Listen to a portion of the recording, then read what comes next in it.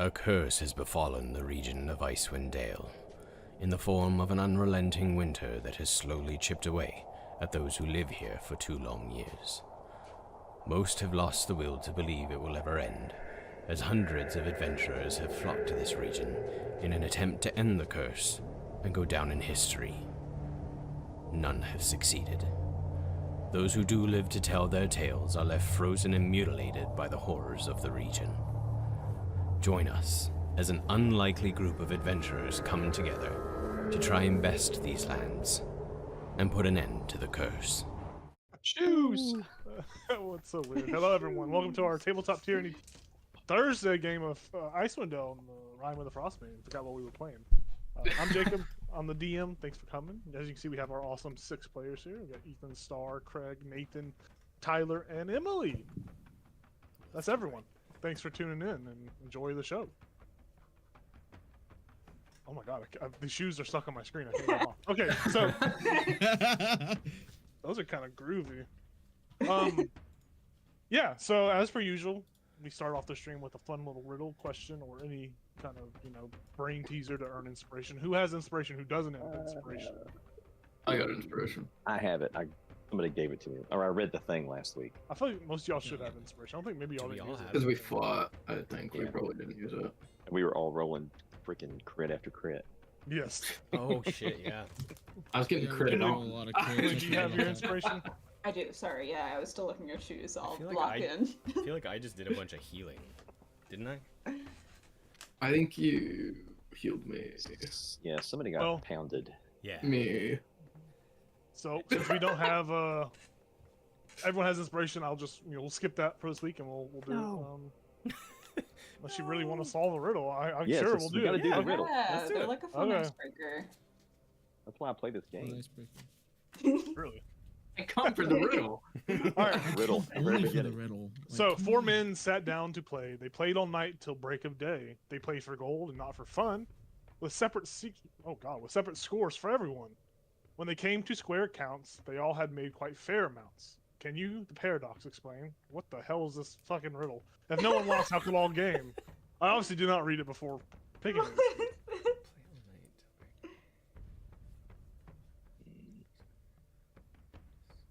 Is that Jimmy Fallon getting gobstomped? Yeah, that's what the shoe. That's the shoe. Me when I tried Jimmy Fallon's Ben and Jerry's ice cream. Like Willy Wonka beat the crap out of Ben and Jerry's ice cream was pretty good. He got the shit beat out by Willy Wonka. That's my next D&D villain. It's just Willy Wonka. That'd be kind of awesome, like a trippy, busted candy factory. Mm-hmm. It's like something from Liminal Horror or something. That would be pretty fun to run. It's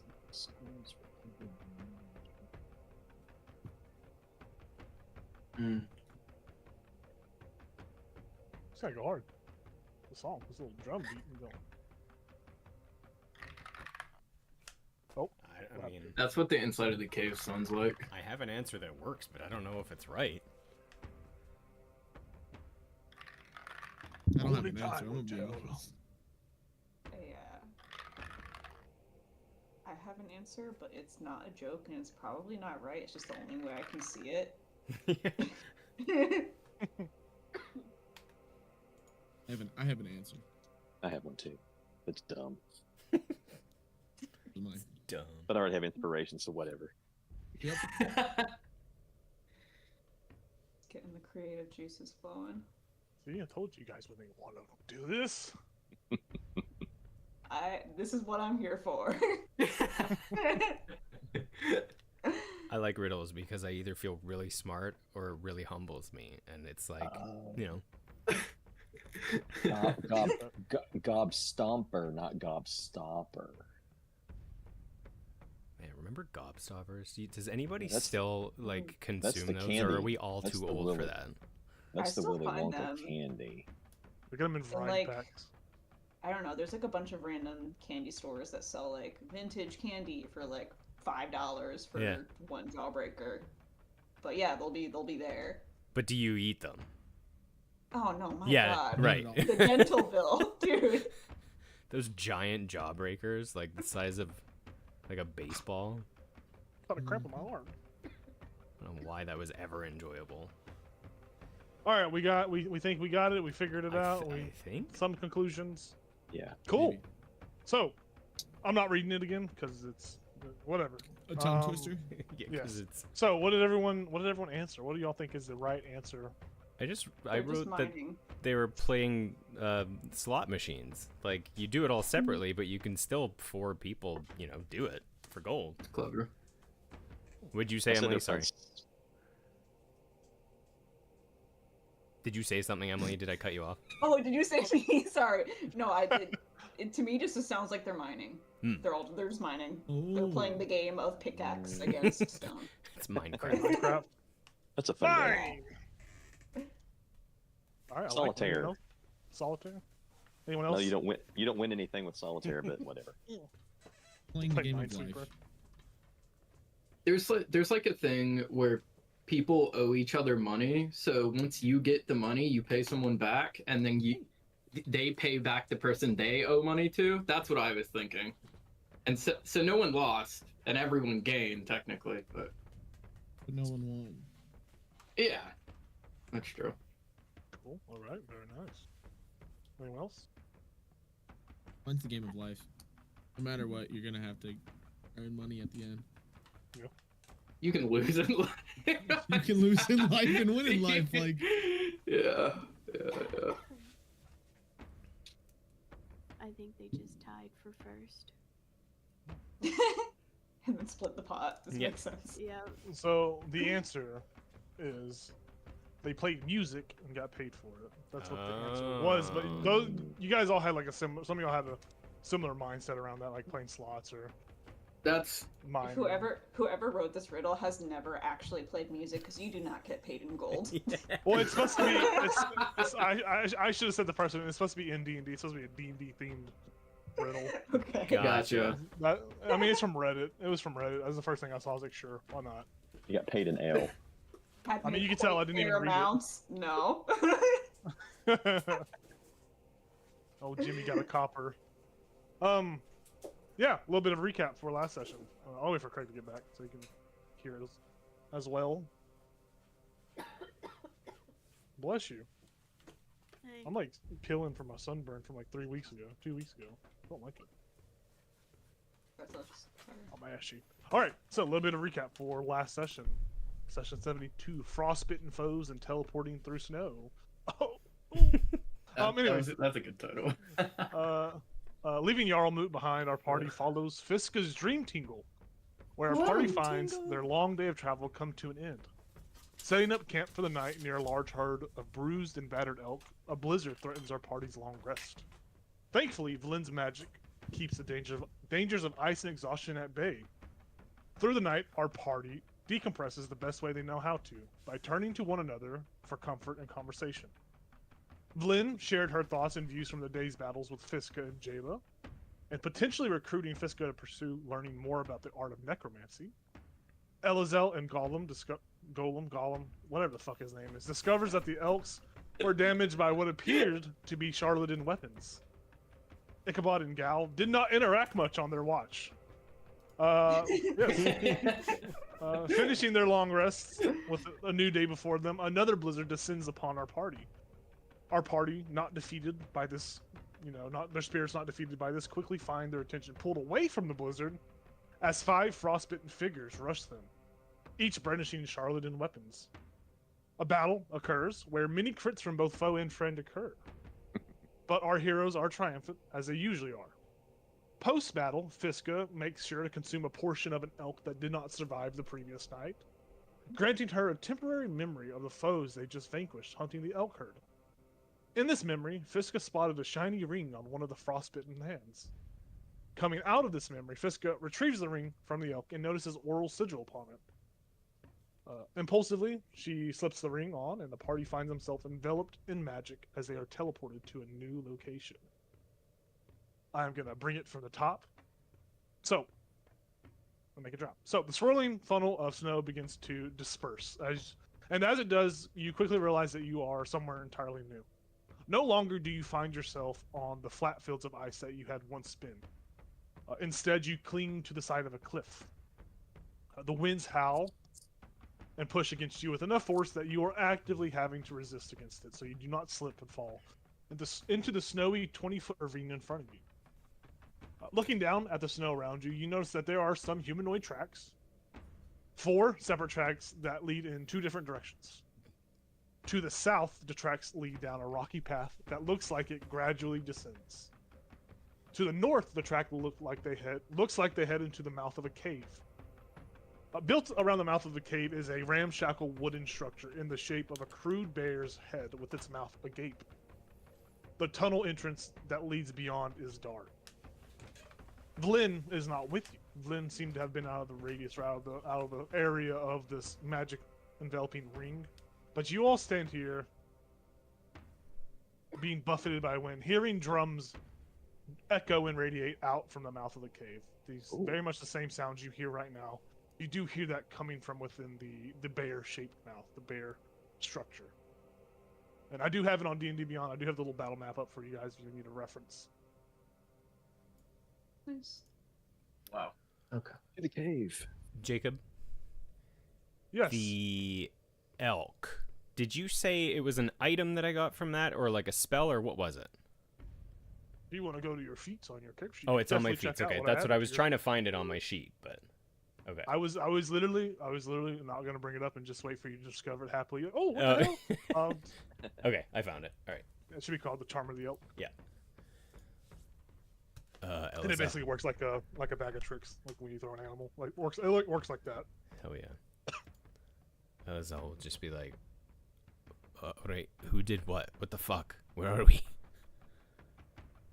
Fiska is like squinting, and she's gonna try taking the ring and putting it back on, like off, and then putting it back on again. Yeah, nothing's happening. She slips the ring onto her secret third arm. Do we see her doing this? She's not trying to be stealthy. Yeah, I mean, I guess you guys, if y'all are looking around, y'all would see this very strange third arm like this interaction that happens. It's like, what the fuck? Fiska, did you do this? Would you do? Yeah, I put on the ring. I'm sorry. What ring?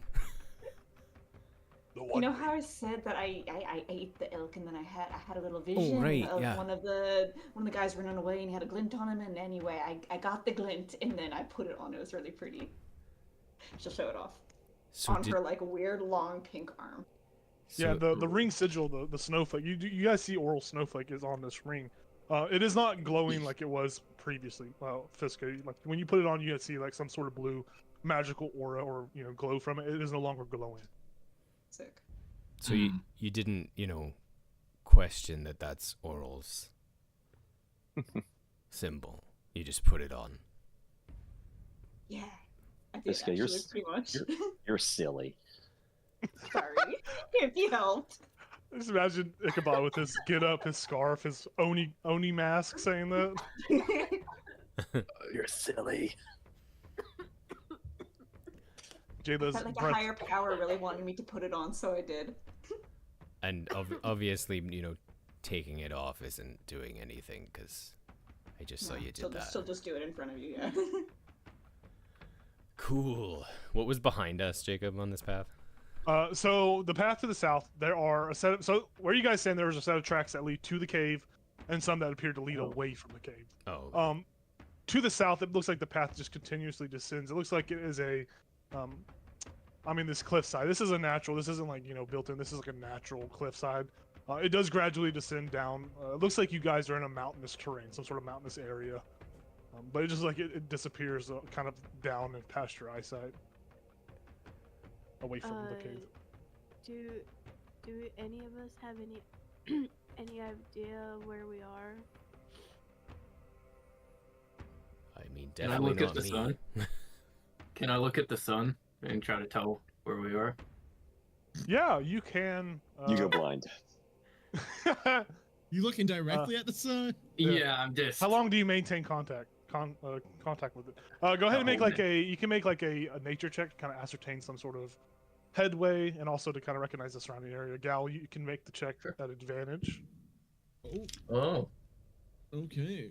Are we still in an Arctic environment? Yes, this is. You said nature? I think this is more so like a mountainous terrain. Okay. Yes, nature check, Gal. I got 17. I got a natural 20. Oh, Nice. Nice. That's Would my boon of 23. Sylvanus come into play here at all? This check is more so just to kind of locate from like Okay. surrounding structure. I mean, anyone can feel free to make a nature check. This is more so just like Gal's gets advantage for personal reasons. Yeah. Can I just pull out our little map? I'm not sure if I have it. Sure, you have it. You pull it out. Okay. We don't know who has the map. It's always a question that's in the air. Yeah. I feel like at one point we decided that it was me, but I have not volunteered it like ever. The quantum map. I feel like Jayla would just reach into your bag and be like, "I'm just getting the map." That's fine. Yeah. You have to be her third arm in the rock paper scissors contest before you can gain access, though. Yeah, you pull out the map. Gal, you said you got a natural 20 for Yeah, for 23 total. 23 total. Yeah, I mean 23 total, natural 20. That's definitely going to reveal some information. You realize that this is. I mean, you don't know exactly. Like, you're not gonna like find. Oh, I'm right here. Like, you have satellite GPS or something like that. But you do know that you are in the spine of the world. You are in the mountain range that is to the south of Icewind Dale. Which you recall that you guys were on the northern side of Kelvin's Can, and the spine of the world is far, far south away from where you were at. So you could assume you've been teleported a vast distance, a great many miles. I'll be looking out over the edge of that cliff dramatically. We're at the spine of the world. Yeah, and as you do, as you stand at the top and look around, you see at the bottom, you see a little looks like some sort of chute or some sort of tunnel bored into the wall, into the ravine on the ground as you kind of peer over the cliff and you take it all in. As there appears to be some sort of opening or some sort of chute of some sort. Right. There, like very much, yeah. You see something there. You see a structure. You see just a hole. It could be natural. It could be man-made. You don't know, but you notice that. There's also a hole right there.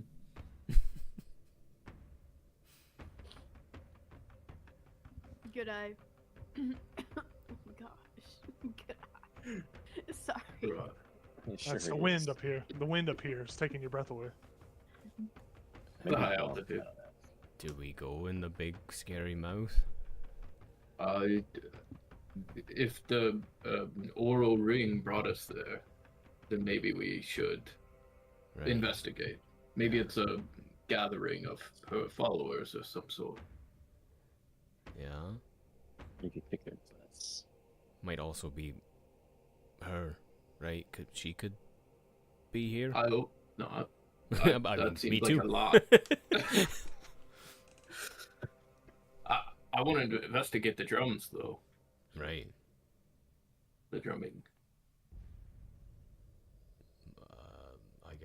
Let's go forward. All right. Let's keep an eye out. Keep an eye out for any traps, because this seems like the type of place. There's no one standing outside the cave, I assume, guarding it. No, you don't. You look up and down this path, like to the north south. You don't see anyone, or a farmer like standing in the shadows, very, very ominously. But the tracks themselves, as you kind of like look at them, they don't appear to be like old. They look rather recent, especially up here on this mountain. There's wind that kind of blows over and kind of scatters snow around. So even you seeing tracks kind of shows that there must have been some sort of life form, some sort of walking humanoid in the past, hour or so. Yeah. I will start stealthing forward, but I'll also cast Pass Without a Trace. Sweet. And you'll just see like Asara's wings will like flap, and then each time you step, kind of moss will appear under your feet, and then as you step off of it, it'll kind of like die and fade away. That's fun. That's a cool visual. I like that. Should we Snow moss. I mean, obviously we're gonna check out the cave mouth before we go in, but should we check out that hole? Maybe it's like a back way in or something. Dude. I mean, we can check out the hole. Yeah. Let's check out the hole. Good idea. So the hole itself is down. So you have to. That's about a 20-foot ravine that you'd have to kind of make athletics checks or navigate down with whatever you have at your availability. Obviously Fiska can fly. Yeah. So if anyone else wants to follow besides Fiska, there will be a check associated. So Jayla, make an athletics check to navigate down.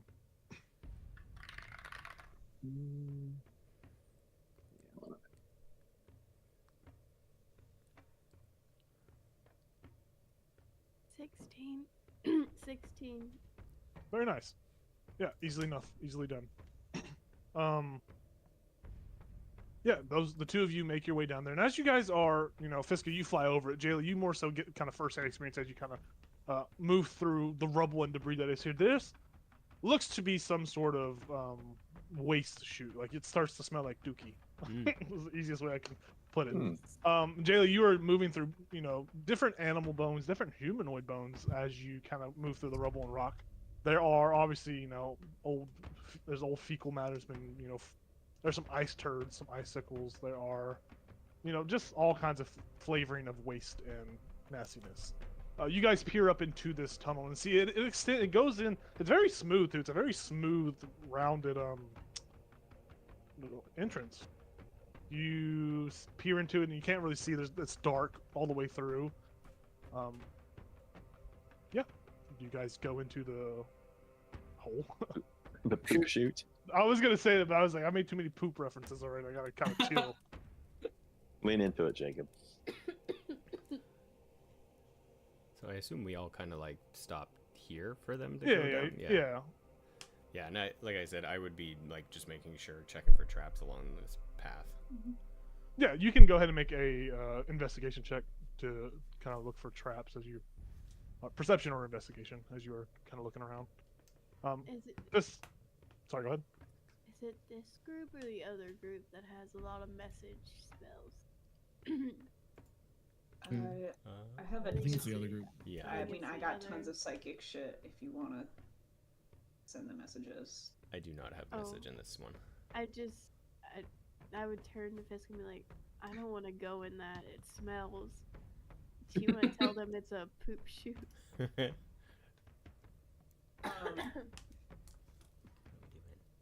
me try one thing first, just to be sure. Oh. She's gonna cast a light on a crossbow bolt and then shoot the crossbow down the chute. Yeah, so the chute itself actually it kind of goes upwards. So like you're on the bottom part of it, so you're like shooting it up. If Okay, that makes still sense. fine. Yeah, Yeah. I should have more visually descriptive about it. Mhm. I got distracted by the shit. You go to shoot this this crossbow bolt, and it for the most part it makes it about maybe 30 or 40 feet up the chute before it hits a wall or bounces off something.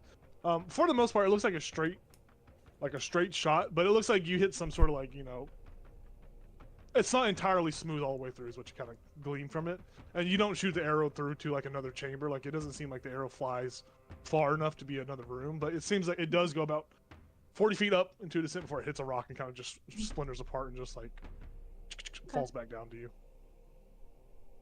Yeah, that wasn't very interesting.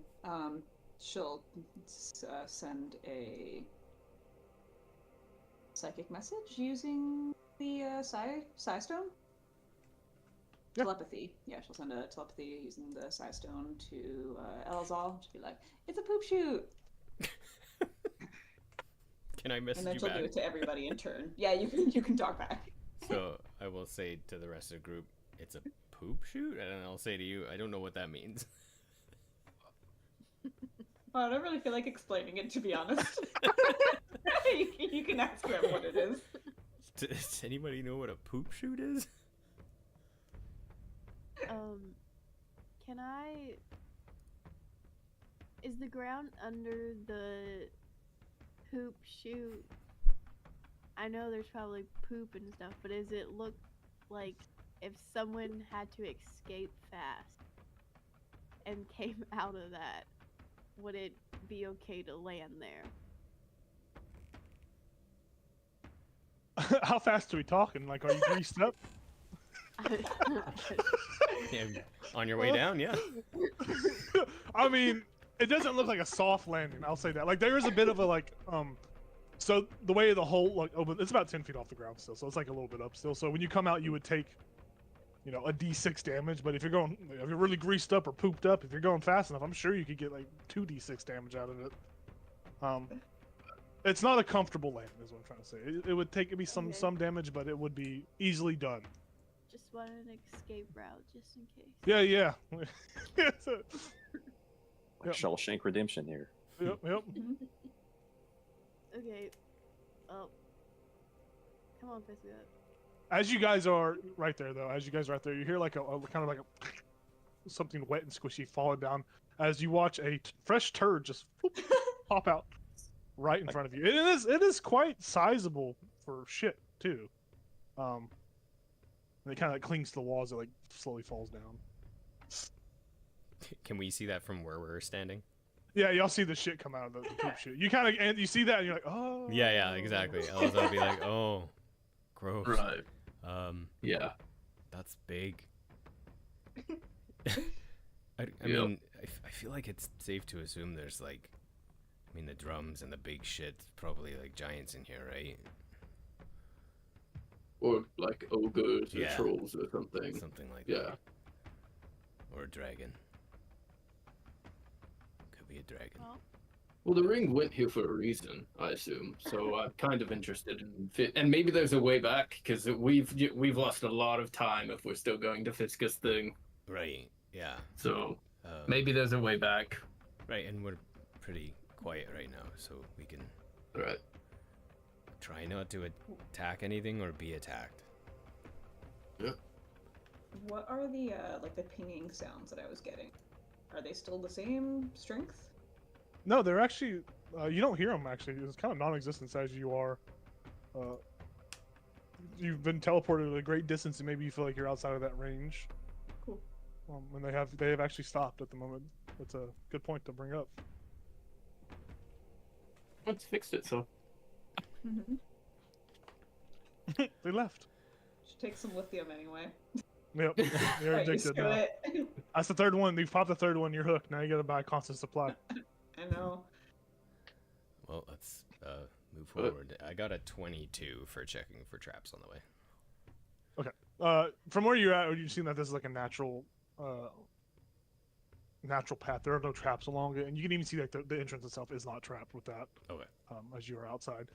You guys are all sneaking though. I remember there's pass without trace was cast. If that's the case, go ahead and roll your stealth checks for me. I'm gonna try and sneak. Big money, big money. My stealth. This is my stealthiest character. Nice. 27. 26. Hey. 28. And you have the +10 from the pass without trace. Oh, as well. 30. Yeah.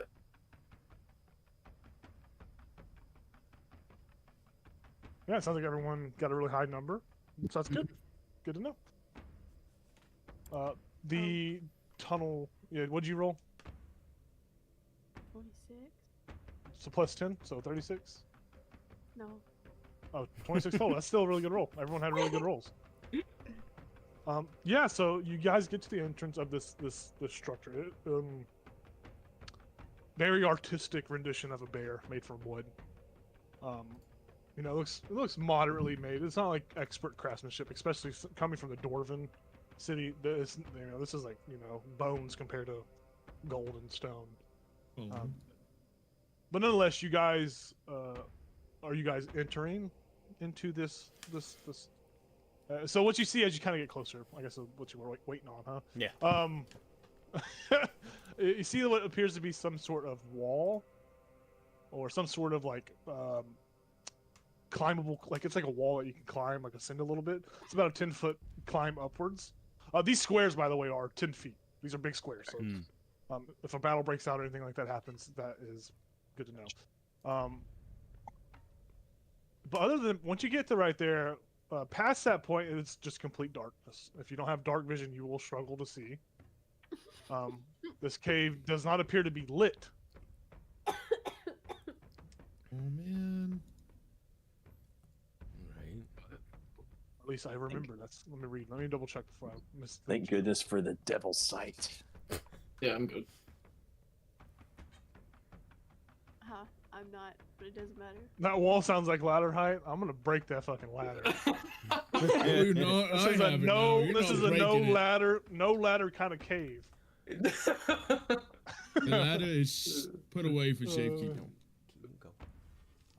But nonetheless, that's what you guys see when you get there. You can't see further past it. Just what little light that does come from outside is kind of diminished in here. So if you have dark vision, you can still see, grays and whites. If you don't, you see just darkness. It's very depressing. I So- clap my bill together twice, and a light comes out from Okay. my throat. Oh right. You're like Pennywise right now. You got the dead lights in your throat. I don't know what that is. Cool. How long ago Okay. did we fight the berserkers? Probably maybe 10 minutes ago. Oh, okay. Gotcha. So we have to climb to get up into here? No, I was just saying that when you Oh. get past that structure, there's a little wall inside. You see like the little squiggle Oh, on the map yeah, right yeah, there. That's like a 10-foot climb upwards. Gotcha. This is this right here. On the This is fur ladder. this is a path up as well. This is a way up. But this area has to be climbed if you want to climb. It looks like they can join though. It looks like you could probably keep walking around it if you so choose. Yeah. But once you get past that part where it's not unveiled, dark vision has to be had, or you cannot see. If you don't have dark vision, you can't see past that point. Gotcha. I guess we keep going. Yeah. You guys push in further. The light, helping those that can't see. This area, as you kind of, make your way further, and it begins to open up into a larger, natural chamber. Everything in here is natural, naturally formed. There is no mining operation. Nothing has been done to, form this cave. This is a natural occurring cave. As you kind of peer into the darkness before you see, I'll just reveal it for you. Oh, that's the wrong one. You see what appears to be a larger chamber with a thing in the middle. A thing. There's like two little alcoves. Pushing here, you see there is this is a 20-foot high chamber with dozens and dozens of icicles. There is a naturally formed rock pillar that supports the chamber's domed roof. You figure if that pillar was broken or damaged or something, that there's possible collapse could happen. You can easily see that. You see that on the north wall, as you kind of push in, are two alcoves. Each are fitted with large rusty iron gates. Rusted chains, padlocks, and a set of keys lie discarded on the floor outside of them. From where you are, you can't really make out what's inside of these alcoves, but the doors to the alcoves are open, so you could easily walk in and go look about inside and see. You see to the south, looks to be a path that heads to another adjoining chamber that goes this way. Some sort of adjoining chamber. I would like all of you to make perception checks for me as you are stealthing. You're still stealthing. Your stealth checks are passed. Just remember, every time you go into... I'm going to say that you guys are just whispering to one another or talking telepathically, unless you get very flamboyant and start saying some loud onomatopoeias, like boom, bang, cha-ching, or something like that. But I will say pushing like into new chambers would be, best interest to roll stealth checks every time. The one you just rolled outside carries on until the chamber after this, so you're good for now. I What are your got perception checks? 24. Okay, sorry, what do you got? I don't know yet. Oh, you're raising your finger for like a Um, question. Yeah, I just want to remind you, it's only 10 feet, but I have blind sight. Yeah, I know. Okay. So you still have blind sight even if you're not blind anymore? Yep. Yes. Cool. I mean, technically, I'm back to normal if it's dark. Well, Mhm. technically not, because blind people can't see nothing. Not even darkness. I got dirty 20. With for those of us that don't have dark vision, do you want us to roll at disadvantage? Emily has light cast at the moment. She Oh, cast okay. a light up for Okay. you, but you can still see this. I will say this Maybe roll perception then. check relies on audio. This is a hearing check. Is what you're listening. You're listening for something. 18. Craig said he had a 20 something, 21. I got a I dirty have a 20. 24. 30, 20, 24. Okay. Yeah. I mean that's good enough. You know, you are gonna. So those of you that No, got no. really high, those that got like 20 or up, 20 or higher, right? As you're in this room, I as got you're a kind of 9. yeah, except for Gal. Gal, you don't hear nothing. Those that got 20 or higher, you taking it all in. You guys are kind of moving about. You hear what sounds to be some creature, some humanoid, or something breathing from that south chamber, that where this tunnel goes. You're hearing some sort of breathing coming from down here. Right. As you guys kind of walk into them with the light shine, the light does reflect off or refract off the icicles above. So it's kind of like a very small disco going on here. It's very twinkly. But thankfully the lights do not reach that far chamber. It doesn't pull attention from anything or anyone. So you learn that there seems to be some sort of living creature in that southmost chamber. Could we possibly deduce, based on knowing that chamber's there and knowing where the hole is, that that's like a bathroom? Potentially, yes. Yeah, he's on the shitter. Yeah. So he's hovering the hole praying. Yeah, exactly. Does the breathing sound like snoring or? Yes. Yeah. Oh, he fell asleep on them. He's all tuckered out, guys. All tuckered out on taking a poop.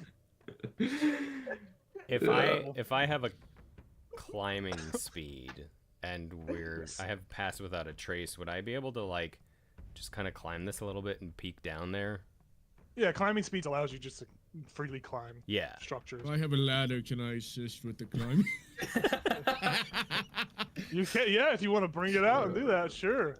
But Craig, you will be easily able to ascend that. Just remember, pass out trace is only 30-foot area. These squares are 10-foot wide, that's right. so Okay. Yeah, I wouldn't. if you want to get that, if you want to get that bonus, I would just make sure to stay within. It's a Sara that's cast it, or is it? Yeah, it's her. So Okay. I would basically yeah. just go to the top of this and like I wouldn't even go any further. I'd just peek down that. Just kind of poke my Yeah, head around.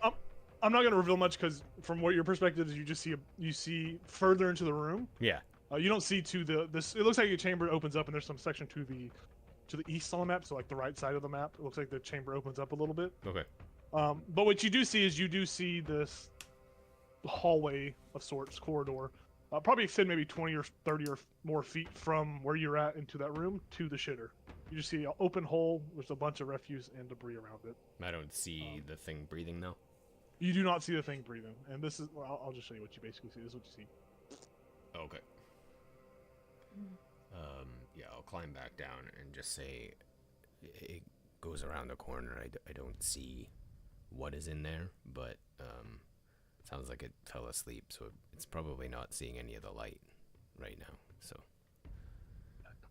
I think we're okay as long as we don't make too much noise. Yeah, maybe we go and see what's in the alcoves or what Yeah. was left there. Would I have, when I climbed up there, would I have seen anything in that other direction? To the northwest, no, you wouldn't. You wouldn't have seen. I mean, it looks like maybe the hallway continues to a little bit of a dissecting path. Like it looks like it hits a wall and splits off. No. In the alcoves. Further into this, like, would I be able to see? Oh no, into you the don't. alcoves? You don't see. I mean, you don't see anything extra besides what you initially see, which is like the rusted iron gates, some Okay. chains. Like you can't see what's on there. There appears to be something on the floor. Yeah. Of these alcoves, but you can't discern what it is from that distance. Okay. Yeah, I guess we'll creep closer to those.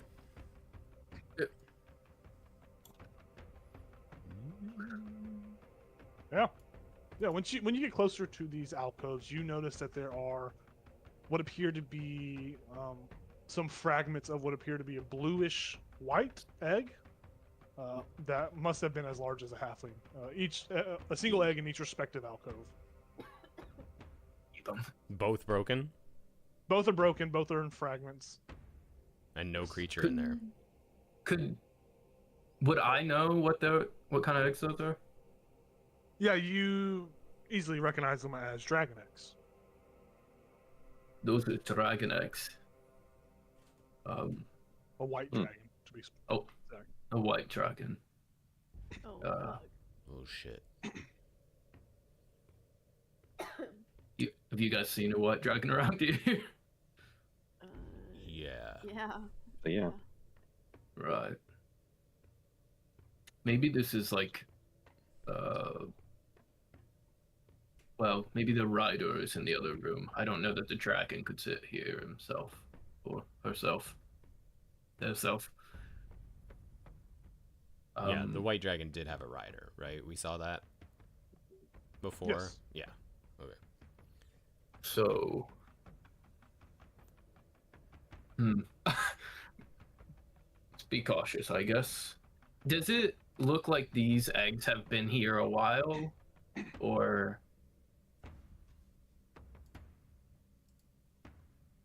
Yeah, I mean, you could make a nature check to kind of get a better time frame on it. Sure. I mean, they obviously look discarded and like they've been broken for a while, but I got an 18. yeah, it looks like these may have hatched about 3 years ago. Oh, Oh, okay. I think we're good. 3 years ago. So you know that would be like a wormling of sorts still. Right. Still a younger dragon, not a young dragon, but more so like a tadpole. All right. I'll just turn to Sara and said, "You came out of one of those, kind of like that. Yours was a different color, but 3 years ago." Can we assume, based on like these corridors only being like 10 feet wide, that a dragon, like a full-grown dragon, probably wouldn't like fit through that mouth and be able to move around here, or? You could assume that, yeah. Dragons are known for being able to burrow. They do have a burrow speed, Yeah. so they would be able to dig and all that. But you don't see this. Everything here looks naturally formed, except for the shitter, where there's some smooth some areas, but then it was kind of rough and tumble in other areas. But you could assume that there is no large dragon in here, no big dragon. Did anyone Just actually by the check what kind of like footprints were on the ground, or did we just? they were humanoid. Oh, they were. Okay. Yeah, you guys easily recognize them as humanoid footprints. Oh, okay. Gotcha. I mean, I guess let's do- push in further. Do we want to go to the sleeping man or I don't know. person? I feel like the goal is to try to like get the lay of the land, right, and not let anyone know we're here. Sure. Yeah. Let's go to the northwestern. Yeah. Yeah, go ahead and make another stealth check for me. You see that as you get deeper into this system, there is what appears to be a three-way intersection. You got a path to the east, north, and south or west. You see Use my inspiration. Is Pass Without Trace still in effect? It Yep. is. It still lasts. It lasts for an hour, I believe. Okay, Mm-hmm. thank goodness. Yeah. Yeah, I saw that. I got a 22. 29. Just let me know if anyone rolls below a 10. That's like with the pass without trace, you're usually good. But if you roll below like let's say below a 12 with the pass without trace buff, just let me know. Below a 12. 16. 23. Close. 13. Oh wow. Hey, look at you go! Just beat it. Or did you? But nonetheless, there is what appears to be a three-way split. You have corridors that split off to the northeast, directly ahead of you to the northwest, and then to the left to the southwest. 3 paths, 6 players, and a dragon. Seems like a perfect time to split up. It does. I like that. I like that idea. Let's split up. Yeah, let's go two. Let's Two- look for clues. Yeah, yeah. Look at I gotta go Craig with someone over that can see in the there. dark. I think we're okay. Is there any difference in the three passageways? Right. From that point, you can't really discern. You can't see. If you move like past that little Italy-shaped rock, you would see. Yeah. So Each of these paths look like they go to their own respective chambers. This hallway kind of stops here with your line of sight, probably about right there. But it looks like it continues off down this squiggly corridor. This one meets a wall, and you can't really see much else. From this point, though, you see what appears to be some sort of ladder, some sort of makeshift ladder or walkway across some sort of ravine of sorts. I will say, though, as you are right there, you see the faintest hints of a blue light coming from that southwest area. So from this area over here. You see a bluish light, and you smell smoke. You smell smoke coming from that direction as well. You guys all smell the smoke, but Fiska sees that blue light, just kind of teasing the corner of one of the walls. I don't know. She will lightly describe this to Jayla, who is closest to her, like whispering.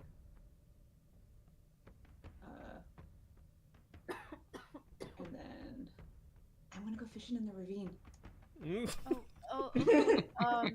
I'm following Fiska. Yeah, you guys watch Jayla and Fiska run to the north, Someone has to watch her. or walk to the north. I'll go. Yeah, I'll go with Elazar. Elazar's peeking around the corner here. I will say. How do we want to handle this? Do we want to have this where you guys go down the respective corridors and experience each room apart, or are you guys trying to stay within the 30 feet range of sneak, or pass without trace? Because if you guys do split up in that kind of way, like, because I'll reveal areas as you make it deeper. If you do, we're gonna need to all do groups, like stealth checks for each respective group, if that makes sense, just to see if y'all are noticed by anything. Oh god. Sorry, I had to follow Fiska. No, I'm just. Fiska's already within You range. guys have. Yeah, you guys haven't gone too far, so that's why I'm giving you the option now to like, how do y'all want to play this out? Do you want to like wait for me to do? Fuck it, we'll just do whatever. We'll do it. We'll do it live. All right, so Fiska and Jayla, you guys run off to the front. You guys get to this ravine of sorts. There is a kind of a plank, like a wooden plank. So this is what the book says. So you see this is a wooden plank that ascends up. It ascends upwards, up an overhanging ledge. So you can't really see above the ledge. You just see the little plank that climbs up it.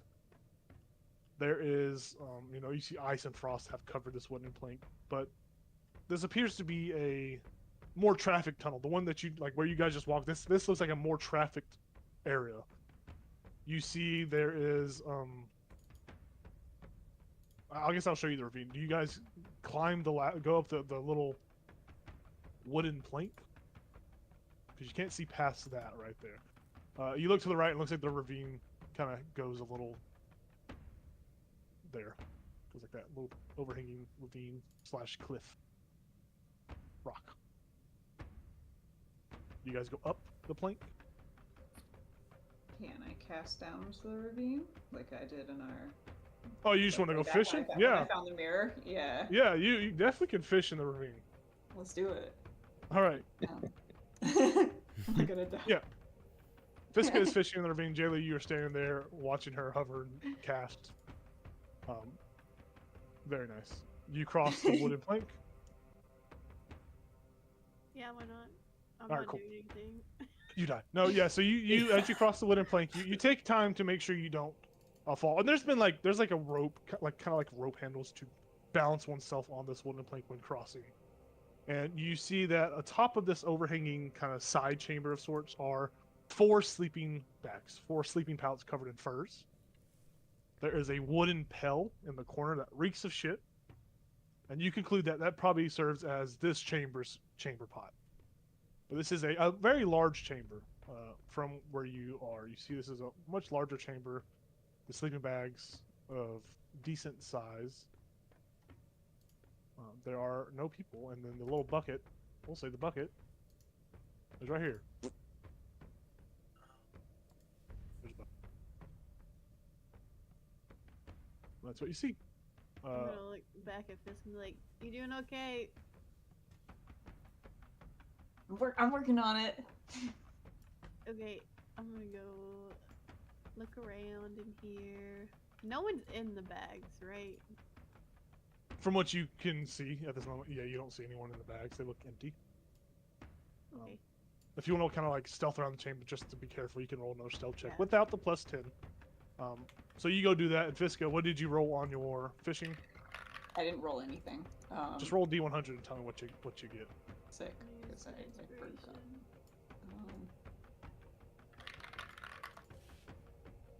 85. 85. Very nice. Good. You somehow managed to pull up a bruised and battered canteen. Ooh. You see that it is. It's got some heft to it, so you know there's some liquid inside. Okay. You don't know exactly what kind of liquid it is, but you can just, from the crack that the lid kind of covers, you see some like gelled over orangish coloration, and this smells foul. It just Dang says it, pee, drink it. It says motor oil on it. No. But that's what you find on this fishing Oh, yeah. endeavor. Jayla, what'd you get on your roll? 22. Perfect. Yeah, so we'll say that's what you guys are doing over there. You're doing that while we go to another group. Who wants to go next? Do you want to do Gal and Ichabod, or should we do Elazel, Golem, and SR? Who wants to go? You guys want to go? All right. So, do you guys continue to push into down that corridor into that adjoining chamber? Yeah. Well, I think I so. wanted to peek around the corner first to see what we could see before we go forward. Because if we Yeah, smell more or less. smoke and light, then You peek around and see another wall. Oh, okay. It looks like it opens up into another chamber of yeah, sorts. go to here and peek around from here. So what you see as you kind of peek into the room, with what vision you see here, is this room, as you get closer, it is bathed in a flickering blue light, which emanates from a blue flame that crackles in a 3-foot-high stone brazier. The brazier itself rises naturally from the floor and stands against the far wall. Like the brazier, it looks as if the floor of the cave has been like molded, like kind of like mint earth or mold earth. It's been molded up into this basin of sorts. There's a white smoke that rises from the fire, and it coalesces, kind of coalesces every few seconds into the form of a woman. But the image is fleeting. It's like very much like Princess Leia, the hologram. Mhm. Save me, Obi-Wan. Very much like that. Other than that, you see there are about 100 or so, not 100, but hundreds of icicles that cling to the 12-foot tall ceiling in here. Nothing else really stands out. You don't see any people or any bodies, but you do see that kind of burning brazier. Is the woman in the smoke saying anything, or does it feel like a place of worship, or? You don't hear any kind of audible sounds or anything. Okay. It's more or less just there's no like movement. It's like just a think of just like like a god, like a mural of a god or goddess. It's just like a stationary image of them, but it just flickers on and off in the smoke itself. But the woman that is depicted is a very beautiful woman. If you want to kind of get closer and examine the brazier or do anything else like that, you can definitely do so. Yeah. Yeah. Cool.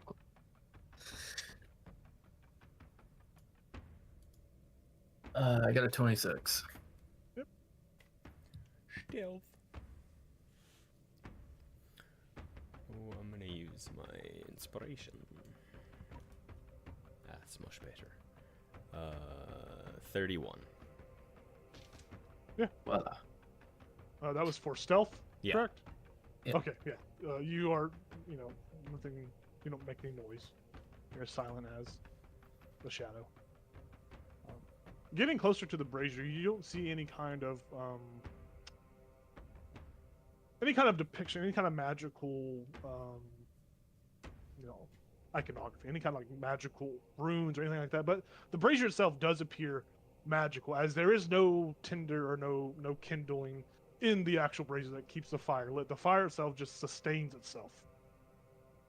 And the image of that woman just staying in the smoke kind of just flickers on and off. But yeah.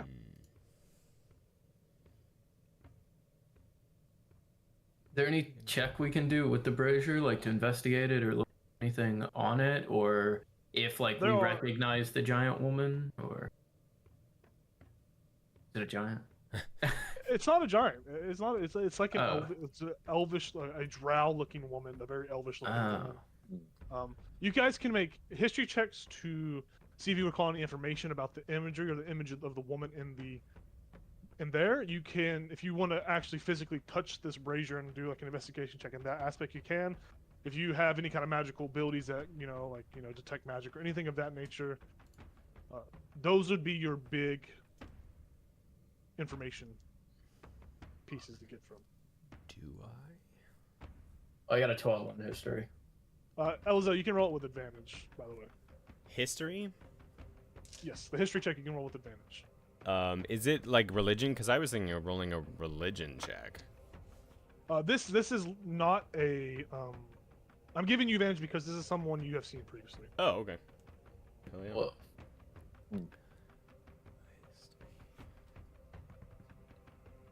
19. Okay, that's gonna be a pass. Sweet. I will tell you in the secret channel what you see. Ooh. Who you recognize in this brazier. Secrets. Secrets. Bye, guys.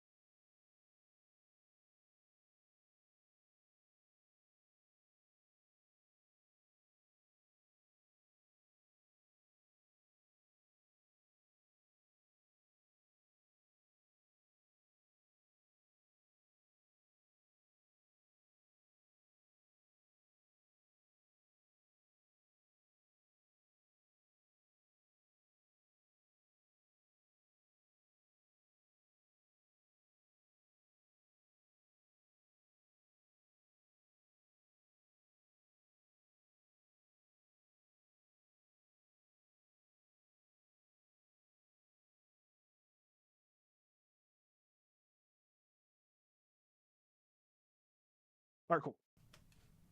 Snake. Okay, we're The back. way to make your spider. Yeah, so I would just turn to Golem and say, I've seen her before.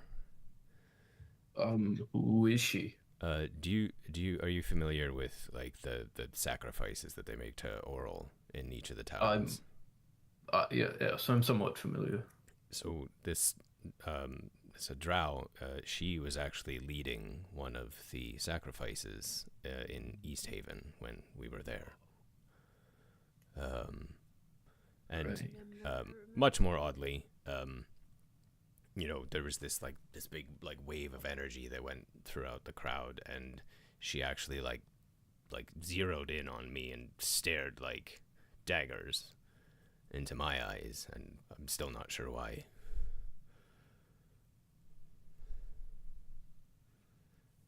But, yeah. I guess she has something to do with Oral here. Maybe she's talks to this whoever lives here, or yeah, she's or some such. I mean, she's a high priestess, so yeah. But yeah, I don't know what we can really do with that information. I mean, I suppose we can try to meddle with this thing, but I don't know if I want to touch it. Right. I mean, oh man, I really want to touch it. I mean, she didn't, stare daggers into your eyes, so I mean, right. Maybe she wouldn't recognize me. Right. Most of If, my fear is that she seemed to recognize me or recognize, something about me. So I'm just trying to see if I could spells here. I will say the sound of the drums and all that is coming from this brazier, by the way. Oh. I did leave that out. I just remembered that I left that out. Gotcha. Yes, the music is originating from this brazier. Maybe it's like could be like a mind control thing. I'm not sure. Yeah. I could tip the brazier over, maybe. Oh, I don't know. That feels like maybe we should wait.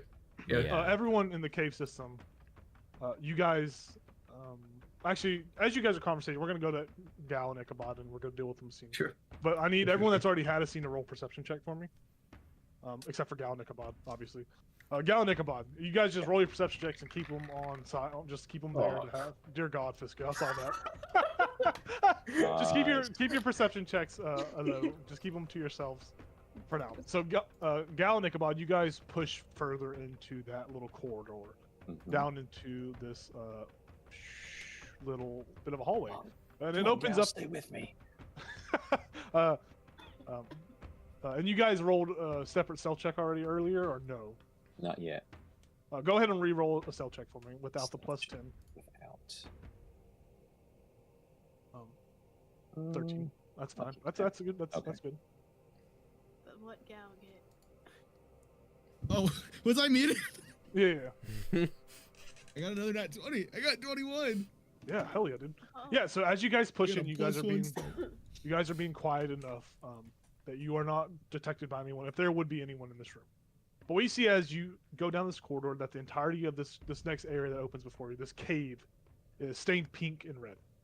A strong smell of iron and copper wafts around this chamber.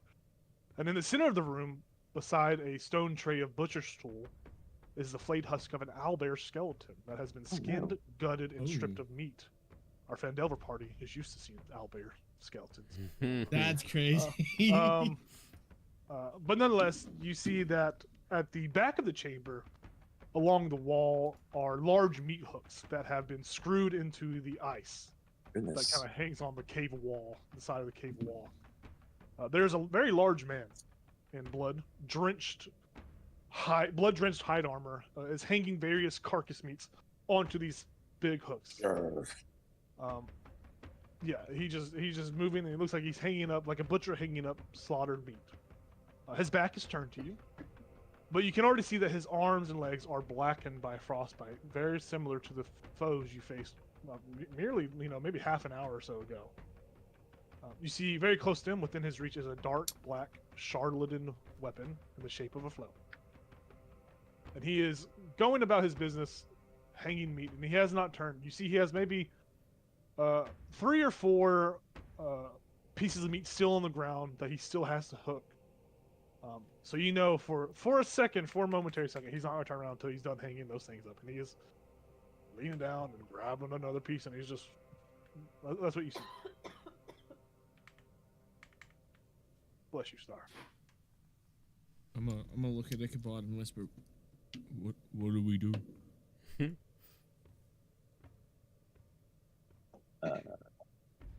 We shoot him from here and then run?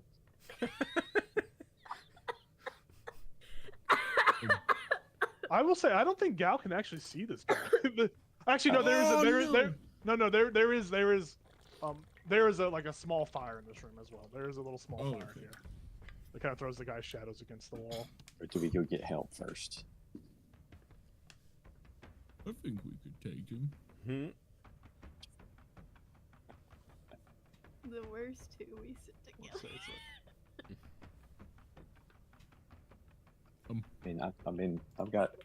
I've got Eldritch Blast locked and loaded at all times.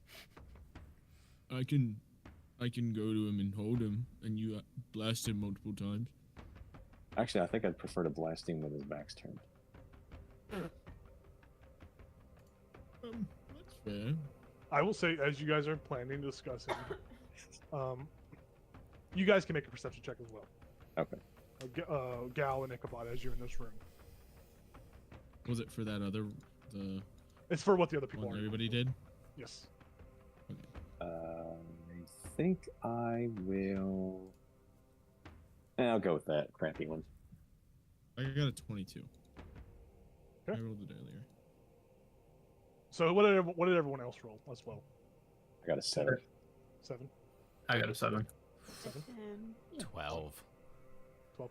Gal, somehow, some way, you are the only one that hears this or hears My something. primitive instinct kicking in. That's Yeah, why. yeah. You, as you see this foe before you, you feel like you hear chatter, like idle, like laughter and chatter. And you know it's not none of your party, because it doesn't seem to be coming from the chambers they came from. But it sounds like these sounds are emanating from the mouth of the cave, from where you guys all came in. It sounds like other people that are laughing and giggling. They're giggling. It seems like other people are laughing, and they are talking about some sort of hunt. It's just like a whisper. You hear, somehow you manage to hear this whisper carry throughout the cave system as you feel that maybe the foe in front of you is not the only person you should worry about at the moment, as it seems like maybe more people are coming back to the cave from a hunt.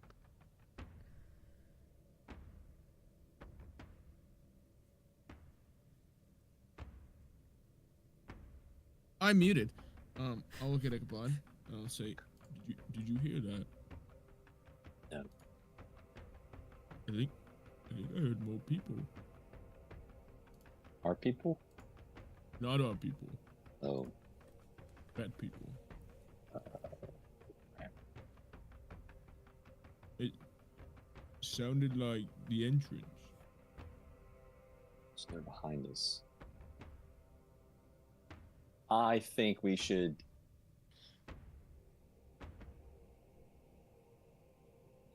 I know what I want to do. What would Ichabod do? What would Ichabod do? What would Ichabod do? Boom, boom, boom, boom. Right. Yes, that's exactly right. Yeah. I remember what Ichabod did to that poor baby Yep. Yeti. That was my first thought when he said he wanted I was to just shoot him in playing the with back. the little halfling acolyte, just kicking her around. Yeah. Ichabod is gonna. You gonna notify me or just shoot? Nope. I'm gonna look at Gal and go. Okay. Oh. So I will say, here's how this is going to happen. So Ichabod, you're gonna get like a free round, like old school surprise free round where Yeah. you can shoot and blast or whatever.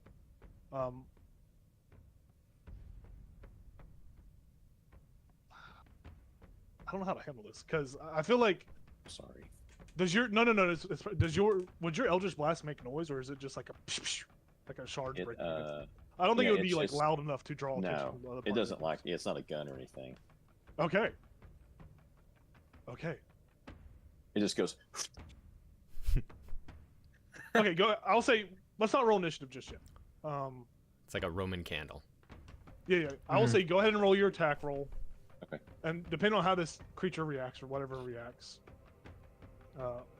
then initiative. I'm pretty sure Gal seeing that would be taken by surprise by Ichabod just shooting away. Whew. But I want to see how this plays out. Wow. So is that a crit? No. Oh. Almost. I got 25 and a 27. Let's see, you freak. You did crit? Oh No. no. All right, yeah. So I mean, obviously those are both gonna hit. You know this thing doesn't have the HP Okay. like Just making sure. the AC like that of a crazed person. Holy shit. 26. Yeah. Okay. They're definitely gonna roll initiative because that is a hefty chunk of change. So here's what's gonna happen. You let off these Eldritch blasts and they hit him in the back, and you watch as he was like mid hook, hanging his meat up on one of these hooks, and he like turns around.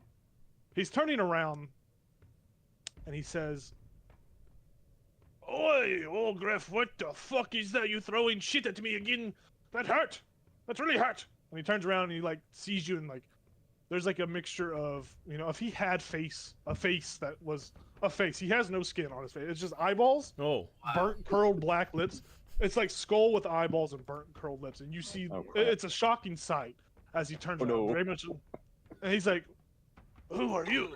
And he says that, and he like reaches for his weapon, but he doesn't rush. This seems like a more, I mean, obviously there's a hostile nature going on from this immediate interaction of you shooting him, but he does not rush like you've been attacked by in the past. It seems like he is trying to have some semblance of intelligence, but as he touches his flail, you see his body shake as his eyes kind of roll back, and he rushes you after he grabs weapon. He grabs the weapon. After making contact, it looks like he is going to start rushing. I will say, as he grabs weapon, he makes a loud ah! He yells so everyone else can get initiative order as well, just to make it easy on my fucking mind. But he yells and it carries out, and the other members in here, as this yell rings out, you know danger is afoot. You guys are, each in your own respective rooms. Fiska's fishing. Yeah, Fiska's fishing. But the yell carries, and it carries throughout the whole chamber system. You hear 3 other battle cries that kind of echo and carry out on in this cave system. The thing that scares you the most, though, are you hear 2 draconic screeches cry out as you all look around and go, "What?" Everyone roll initiative. You don't know those other 3 foes. You don't know where they're at yet, but you could assume they're coming. You hear the kind of screams coming from the entrance that you guys all kind of entered through. I'm going to keep this music playing, though, because I like the drums and it makes me happy. Sound good? Sound good. Flip this brazier. Okay, so, Eliza, what'd you get? What did I get? 11. Nice. Fiska, what'd you get? 7. Golem. 5. Gal? I forgot to add 12. Nice. Because it was on my initiative thing. It started 11, so I just had to add 1. Hey, come on, what'd you get? 19. Very nice, Jayla. 22. Damn! Look at you go. Let's take a quick 5-minute break while I get all these things set up and get everything rolled. Do y'all want to listen to this, or would y'all want to listen to the same battle track music we always listen to? Something a little more intense, yeah. Okay. I just like the banging of the bongos. Yeah. Sounds nice. Yeah, let's take a quick 5-minute break. All right, we are away.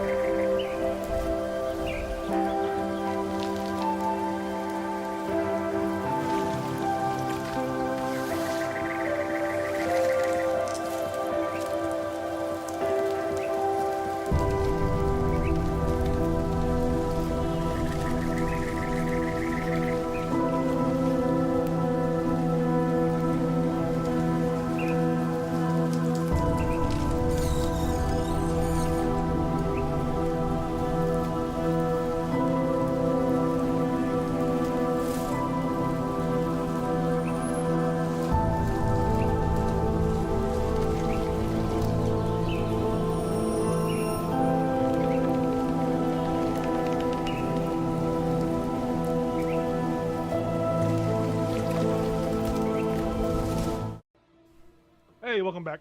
So, initiative has been rolled. Battle's about to happen. As it seems like multiple foes are coming into this cave system. I will say, Jayla will be first. Jayla, you have... Is your health 45 out of 59? Is that correct? Yeah. Okay.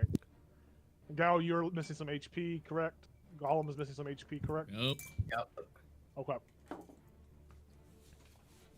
Cool. I just want to make sure my shit's not bugged. So, nonetheless, Jayla, you hear a scream from the north, from where Gal and Ichabod would have went. Actually, you wouldn't have seen them because you chased after Jayla. You chased after Fiska. You hear screams, like a battle scream coming from the northeast. You also hear, after that one, several other screams coming from the entrance. You kind of can put that together from the entrance. I think everyone can understand that as the screams come from the entrance. And then you hear those draconic screeches after the fact. Something happened. Mm-hmm. What do you do as you spring into battle? Okay, and I only wouldn't have got this far into the room. Yeah.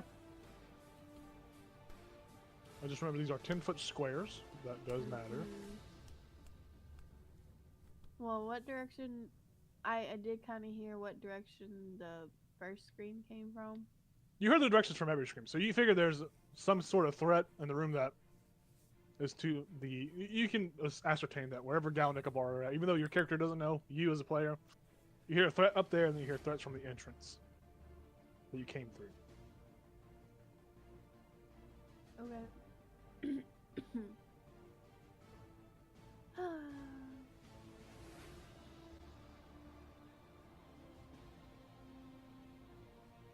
Okay. If I did a quick glance around here, I don't see anything notable, just the bags. You see that kind of like this area over here. It looks like it goes to that same ravine, same cliff. There is no plank though. You could jump across or slide down to go to probably an adjoining room, but you don't really know what's over there. Other than that, there's nothing in here that is of worth. Unless you just want a big sleeping bag.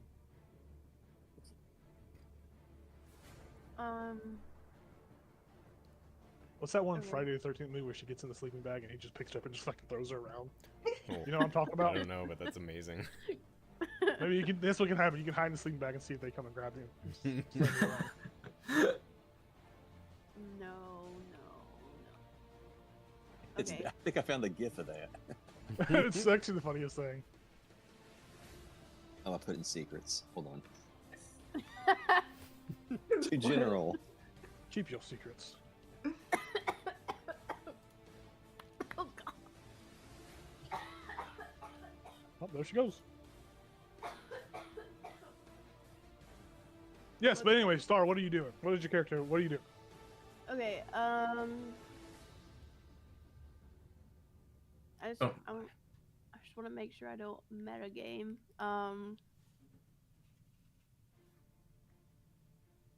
So I just hear noises coming from everywhere. You hear hostile threats. That's what it sounds like. People Okay. that are not your party members screaming. Well, if I don't hear it from the direction of this ravine, I would go this direction. You can't see where I'm pointing. I can't, but I believe you're going to the north. Okay. I think that's Jason X. Is that what Jason X is? Mhm. Hold on. That's the shittiest Jason movie.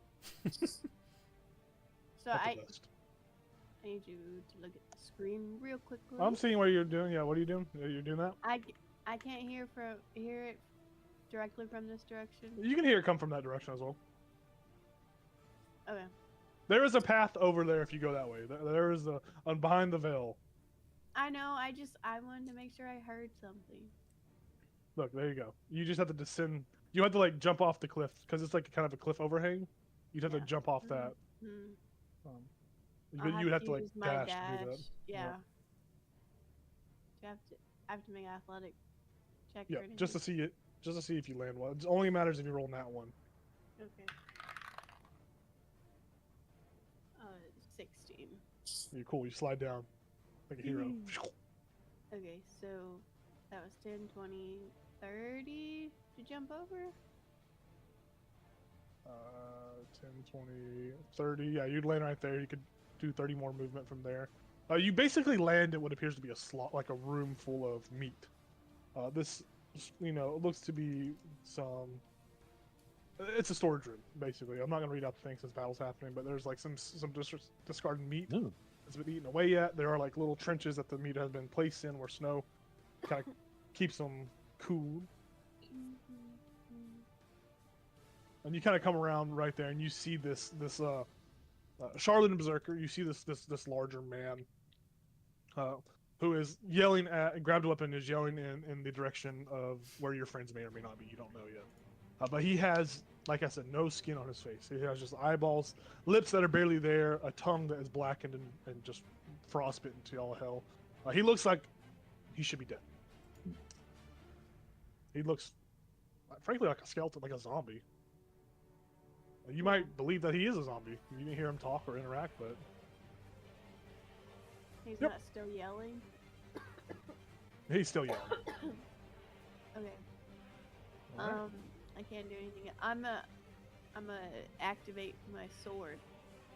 Yeah, you do that, and you watch as his eyes kind of gravitate towards the fire. This light that just emerges. He clocks you. He sees you. All right. And with that, we move over to this guy's turn. He is going to roll a d6 and see who he's going after. Actually, he needs to roll. I need one of you roll a d6 for me to see what he does. See if he can do anything on this turn, actually. See if he just mindlessly does nothing. 4. He's able to do something. I rolled a 5, so it's going to go after Gal. He sees the juiciest target. He's going to go after Gal. This guy, he yells, and like before, like you fought before, you figured that he may be swinging recklessly as he's just, charging forward. He moves 5, 10, 15, 20, 25, and he is going to start swinging. He recklessly swings on you. As he is just yelling, and he says, "For Demacia!" No, he doesn't say it. He says, "For Demacia!" He says, "More meat for the meat hooks." I don't fucking know. He's a murloc. He swings his spell around to see if he can try to hit you. Meat's back on the menu. First attack is a natural 20, but you have adamantine armor, or no? No, I don't. Oh, Gal doesn't wear armor. Right. Gal doesn't wear armor. Barbarian. The second attack is a 15 to hit. That hits. And the third attack is a 22 to hit. So they're all going to hit. The first one being a crit. Holy Lord. God. Sorry, Gal. Welcome to the shit show, baby. All right. Let me do the math. You're not raging yet either.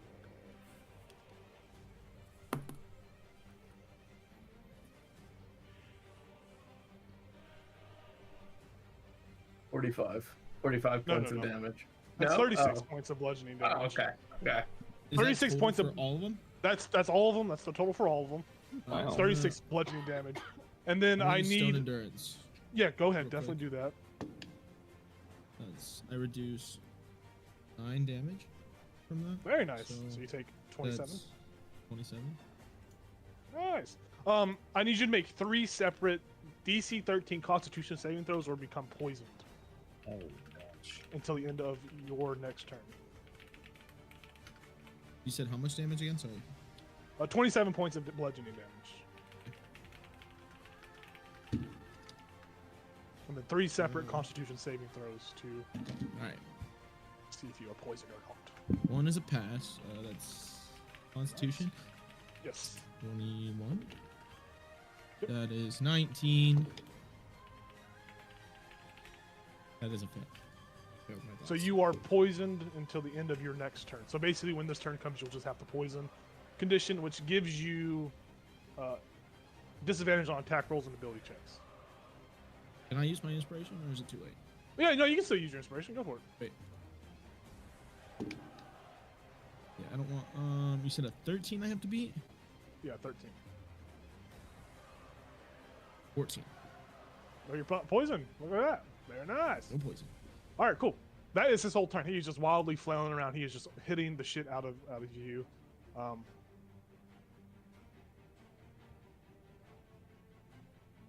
Ichabod, it is your turn.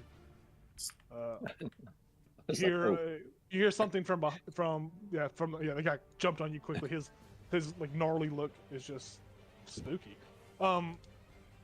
You hear screams, more screams, like everyone else did, but you hear someone is screaming and just hauling ass through this cave system. You just hear as he's running. It sounds like he's getting close to that three-way intersection point. You can't see him. You don't see anyone, but you hear hear someone getting closer to that little three-way split. Fiska, you would see this berserker that just rushed into the cave as you're flapping there. Your light kind of shining and illuminating his body. He carries a torch that he just drops on the ground right there. Okay. But Ichabod, it is your turn. Yeah.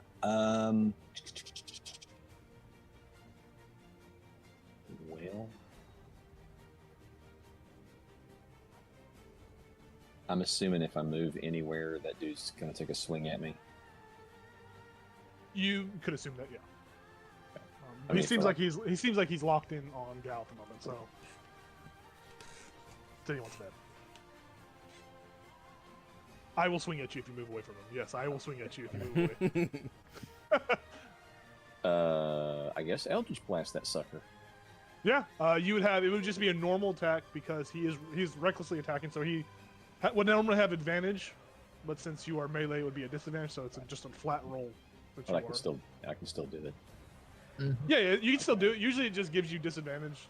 All right. Okay. If it's like a ranged spell, but since he was recklessly attacking, you have it's just a flat roll now. Since yada yada. You know. I am going to use my inspiration.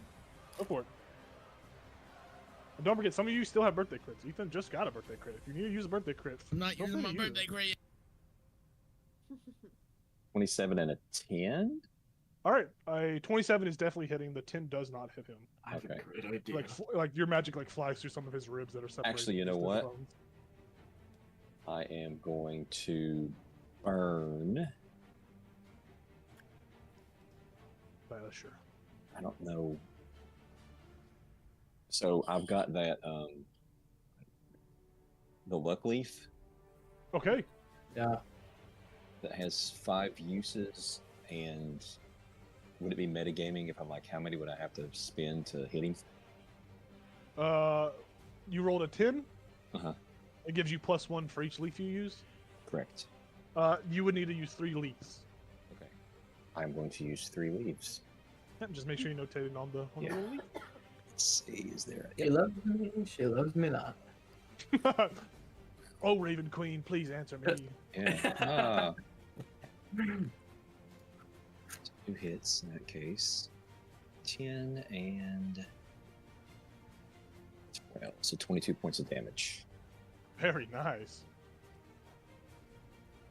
Inspiration. Okay. You see more like frostbitten skin and flesh fall off and just plop to the ground. Some organs begin to hang out, but he does not seem concerned with that. He does not seem bothered by it.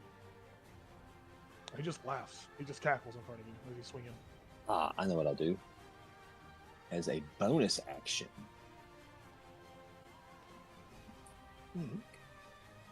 Yes, I will go. And put a Hexblade's Curse on him. Okay. Would that have given you more damage earlier? It sure would have. Crap. We can say you casted it earlier, so you can just add the damage you would have gotten from it. So in that case, 3 more points of damage. All right. And I'm done. Okie dokie. We move over to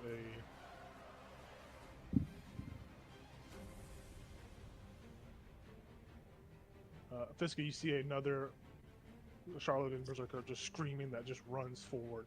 Look into the chopper. It just runs.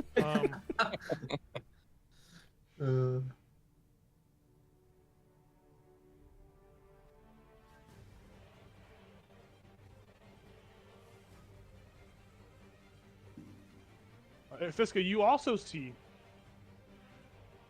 Actually, no, you don't, because it's the. Wait, you have dark vision, right? I have my light. You have your light, so this thing's not in range. But anyways, Gal, it is your turn. You are up. You have been You have been beating the shit out of with the flail. What do you do? Okay. How does this guy look, by the way? Just right now. I mean, obviously he looks dead, but like. He looks gross. He looks bloody. If blood would pour out, but you see blood does not leak out of him when he gets hit. It's more like a black ichor. It just kind of plops on the ground. Now, question: are there any meat hooks bite me by chance?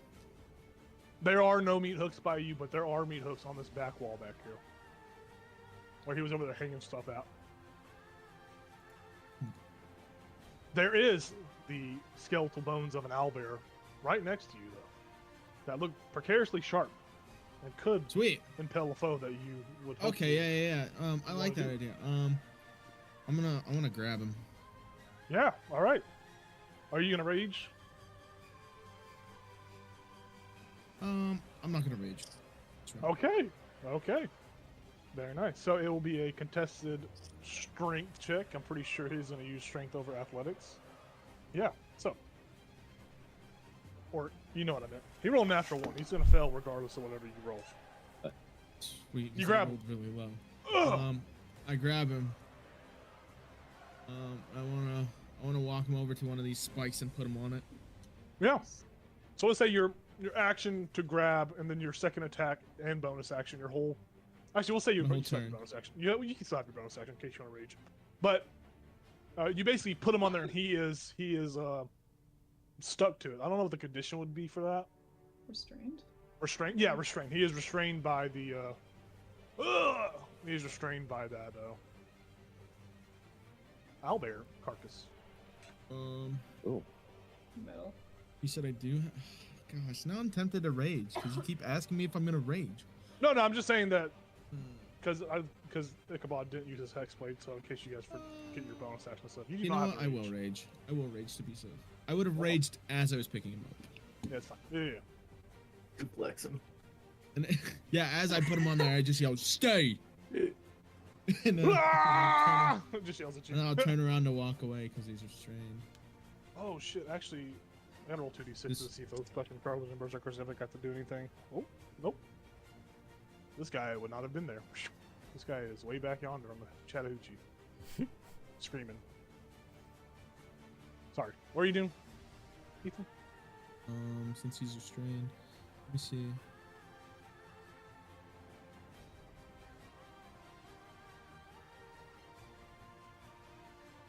Actually, I'm gonna stay next to him. Okay. Very nice. Yeah. All right. With that, we come to Elza. Elza, it's your turn. You're hearing screaming. You're hearing someone actually actively screaming, running into the cave system, and they sound like they're getting closer. Sound like they're at that three-way intersection. All right. I would turn to Golem and say, "Don't knock that over. It might be our way out." I'm going this way, and then 10, 20, 30. Yeah, and you see the guy right there. This Charlatan Berserker, he looks exactly like one of the ones you fought previously today. Okay. Like not spitting image, but he does not look, as a player's knowledge, he does not look decrepit and undead like that other one does. Okay, now question. If I have a free use of a spell that does not use a spell slot, does that allow me to cast 2 spells? No. It doesn't. Not. Okay. I don't think it should, because you're still using the spell still, but you're not consuming your own resource, if that makes sense. Okay. So I think it still counts as casting a spell. All right, then let me look at what I want to do here really quickly. And I can double check just real quick, just to be sure. Well, I totally misread my Hexblade's curse. Oh, that's okay.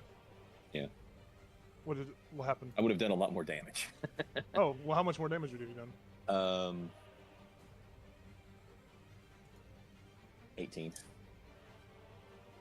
Plus the original 7, or plus the extra. Because it's a crit on a 19 or 20. I rolled a 19. So 18 extra damage. Yeah, plus the 3 bonus to each damage roll. Cool. I just Nice. took one. Yeah. Very nice. Yeah, he's still standing. Okay. No, you're good. I can use they- a spell and Sorry. a cantrip, though, right? Yeah, if the spell is considered a bonus action, if the casting time of a bonus action, or if you have a feature that lets you cast. Like Yeah, two the spells. spell is a bonus action, and then I'd cast a cantrip Yeah, as an yeah. action. Okay. Yep, that works perfectly fine. All right, so the berserker would just see me disappear 5, 10, or 10, 20, 30, and reappear right here. Because I have a free use of Misty Step. Ooh, very nice. And can I still see him? Maybe not. I would say you could see just like the. I'll say you can see him. That's fine. Okay. You see him. How far does this reach? Oh, you know what? That wouldn't reach anyway. That's 10, 20. Yeah, he's 30 feet away. Then I would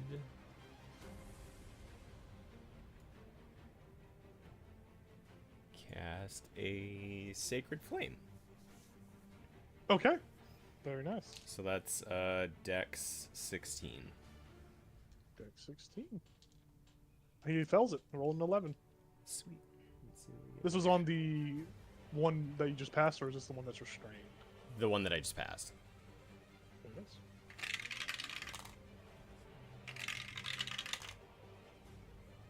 So that is 12 radiant damage. Ooh, very nice. You see the magic, the holy radiant energy, sinks and settles into this Charleman's flesh, and you watch as it meets frostbitten skin. The frostbitten skin itself kind of just pops like a pimple, like a pustule. It pops, and you see he takes more damage than he would normally take from that radiant Good to damage. know. Is that like twice the amount? Yeah, he's basically vulnerable to radiant energy. Nice. So, I guess I already spoke, so I probably can't shout that. But, You can shout something. I don't know. It's fine. yeah, I guess I would just say behind me. I mean, I don't know if Ichabod or Gal can use radiant damage, but yeah, I would just say they're vulnerable to Just like radiant shoot. damage. You just see Gal use a fucking what's that? Divine, like a divine smite or Yeah. something. All right. Very and nice. Yeah. that Sure, was you my- Sir Lancelot in this fight. Yeah. Where So that is was my movement, action, bonus action. Yeah. All right. We move over to Flappy Bird. Flappy Bird, it's your turn. Love that name. Okay, can I see this guy down here? You see the charlatan. Yeah, you see the guy right by the torch right there. Okay, cool. This is gonna like lift one of her legs and start like making circles with it, like an eager would if they were like stirring up water. And this is gonna be Nathair's Mischief. I don't know what that is, but hell yeah. It's a weird ass looking spell, and I'm excited.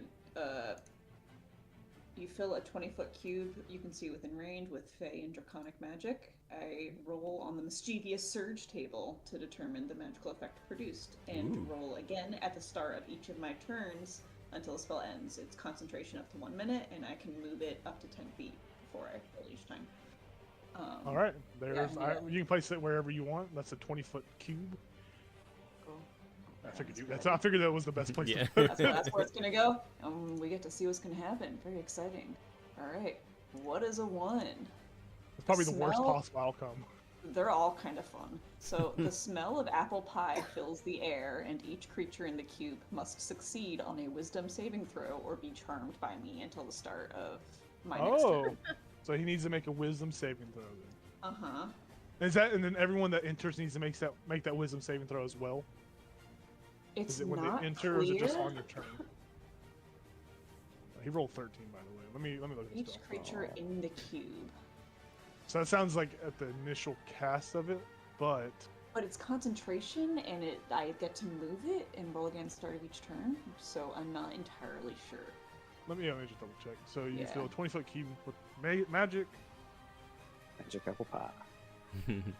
I think it just happens when they enter the zone. Like whoever's in that area will have to make. Yeah, we'll just say that whenever whoever enters that cube will have to be under those effects. So ally or foe, whatever's in that cube would have to do whatever it needs to do. So yeah, he rolled a 13. I don't know if that fails or succeeds. That fails. So he is charmed. Sweet. Like it's I don't know what that Fiska. means. That means he can't. He thinks of you as an ally. I'm pretty sure. This should be able to look on your. Let me look on your conditions. Charmed. You are. They can't attack the charmer or target the charmer with harmful abilities or magical effect. And you, Fiska, have advantage on any ability check to interact socially with one creature. Oh So he can't come my after you. He can't come after you. goodness. Okay. Yeah, he's very much So doing that. I then am going to do Quicken spell Okay. to do as a bonus action suggestion. Mm. And I am going to say, you should turn around and go far, far away. Take your friends with you. He will say, well, I mean, I guess I can do that, but the others probably aren't as susceptible to this suggestion as I am. He begins to turn around. He's very aware. He's not even going to make a wisdom saving throw. He's just going to have No, I mean, he thinks of you as a friend, so like it would just happen. In my mind, at least, that's how I imagine it Fuck works. yeah. So That on was his turn, he will turn around and run away. Is he still holding on to his flail? He's still holding on to his flail, yes. Okay. He has dropped his torch, but he still has his flail on hand. Gotcha. All right. You staying there, Fisk, or are you moving anywhere? I'll chill. Cool. All right. I'm Move over to vibing. G-Man. G-Man, you're hearing these draconic screeches. These what you assume are from those dragons that hatch from those eggs. But Sure. they are very dumb compared to like a SARS normal like complex. And knowing that these are white dragons are pretty fucking stupid. If I'm going to be honest with you. As lore would dictate. These dragons are screeching and screaming. You understand with your draconic, which whoever speaks draconic would understand this as well. I forgot to mention that, but they are screeching, but they're just saying meat, and they're just saying meat the whole time. Oh. Right, okay. I guess I was told not to flip the brazier, so I guess I won't. And You I'll couldn't just... flip it even if you tried. I think I could. I think I could. I think I got one way. Guess we'll never see. We'll never know. I'm not gonna do it, yeah. But I'll just move. I think the furthest I can get is right here. And the Sara can get right here. And I will just I guess I'll just hold my action. You can see that And- guy, by the way. Yeah, but he's charmed, so I don't want to shoot him. Right? Because if I hit him, does he get to roll his thing again? You don't know that he's charmed, though, right? Yeah, you wouldn't know that he's charmed, but I don't think he. I think he has to carry out the suggestion because he failed. I don't think it interrupts his. Because he just can't move. He can't attack Okay. Fiska, but your attack wouldn't break his magic. Okay. Oh, wait. If you or any of your companions damage the target, the spell ends. Never mind. No, didn't know that. Never mind. There you go. Mm-hmm. There you I go. mean, I'd see the block of He's- dragon magic, Mm. dragon and fey magic, I imagine. Yeah, you see him turning around and walking away. He's no longer screaming as well. So Should I shoot him? He's a friend. He's a friend. Okay, I will. I guess I'll just I'm hold afraid. I'll hold my action until I see someone to hit. Like Sounds see good. a hostile, someone who is Yeah, actively hostile towards yeah, us. I know what you mean. You see Eliza. Yeah. Oh, yeah. Asshole telling me what to do. Didn't want me to. fucking brazier. Shit. What is a Sara gonna do? I mean, she can't go farther than. I guess she can dash. Okay.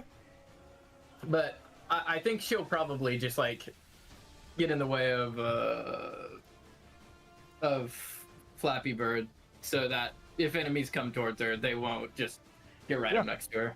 And as the Sara moves over there, she would see this ice worm and the ice drake screaming meat. She would see that, and there would be, you would just see a Sara's kind of body language change. She hasn't really seen another dragon kind before, and there's kind of this like realization, at least on her part, you can't see that thing's demeanor or whatever, but you see this kind of reaction of like hesitation on her part to attack it or attack, like just because it's the first time she sees it, and she's kind of just like amazed by seeing this other dragon, even though it is a much stupider dragon. But yes, we move over to the.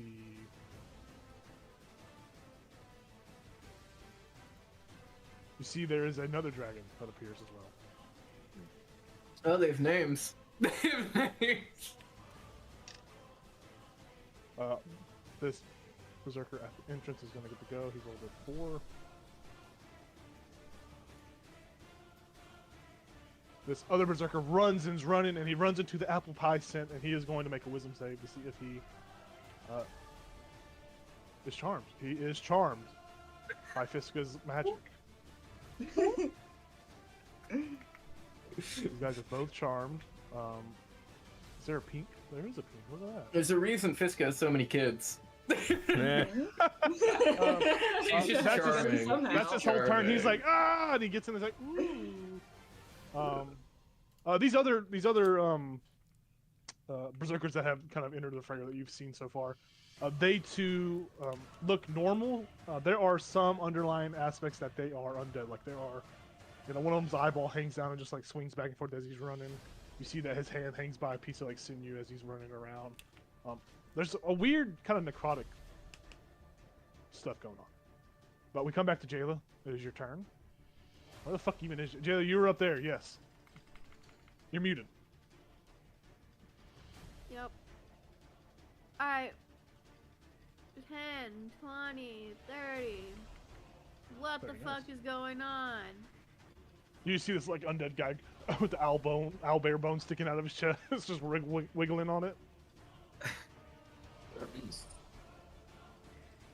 I literally Combat. Yeah, I look around. I'm like, is that it? You see that there is you see this other berserker down here. Okay. Like you catch a glimpse of him by his torch as he is turning around to leave. It looks like that. I will dash. Yeah. Yeah. Okay. Hold on. All right. Screw. Oh, I can't reach him. That would be stupid to do. Okay. We'll move over to the next combat. We'll move over to this berserker. He's going to roll a d6 to see if he does anything. He rolls a 6, so he can do something. He was restrained. He was flailing around. Gal, you are there. He is going to still. Oh, yes, Jayla. Can I bonus action rally? And give Sure, someone yeah. temporary HP? Yeah, sure. Okay. Let me remember how to do this. And okay.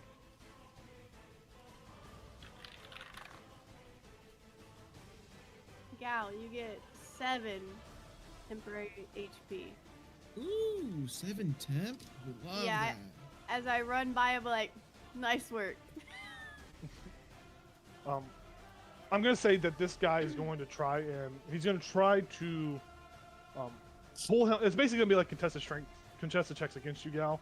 He's going to need one successful check to kind of get free of the actual owlbear bone, and then another one to kind of break your hold on him, so to speak. So this first one, he rolls a 15 total. This is against me? Yeah, against you, contested against your strength, because you're holding him onto the bones.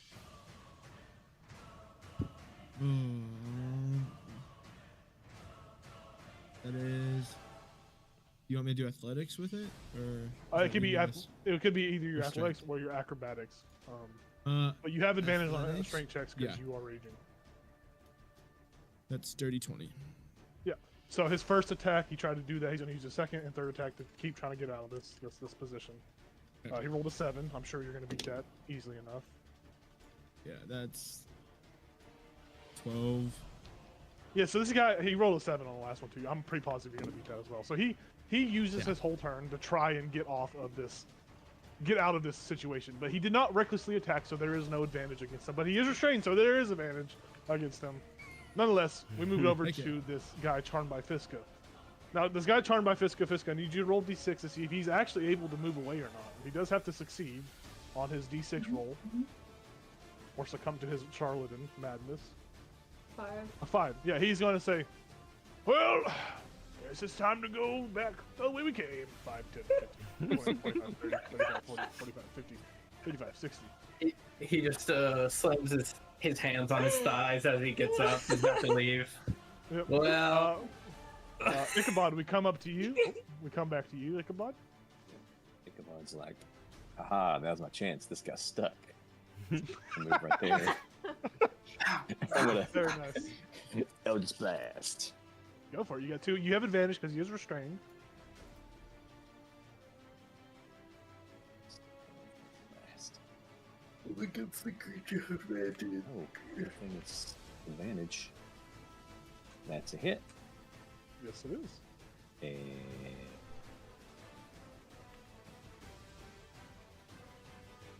yeah, okay.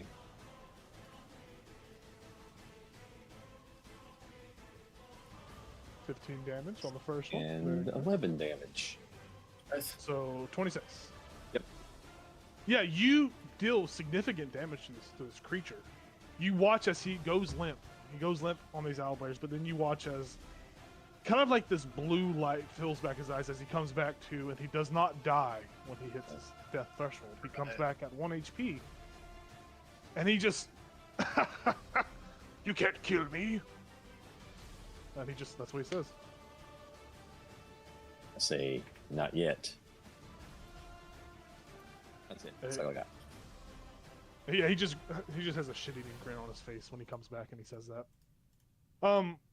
Fiska, that one that ran away for suggestion and all that, he breaks your charm after he leaves that area, I would assume, since he didn't end his turn, or how does that work? But he's charmed by me until the start of my next. So he's still charmed That's right. basically. And the suggestion lasts for like a while. I thought it was just one carried out action with suggestion. Oh, you're right. Yeah. Yeah. That's okay. So Ichabod went this one berserker. I'm gonna roll d6. Ah! That's all he does. We move over to one of these dragon wormlings. One of these dragons is going to. I got names. Glim. He's gonna just quizzically like turn his head and look at Asar and says, "Meat?" As like a question. A quizzical meat question. That's all he does on his turn. As he too seems to be perplexed by this other dragon kind. Cal, we come to you. You're muted, I think. Oh, I thought I unmuted. My bad. Ooh, okay. Finish him!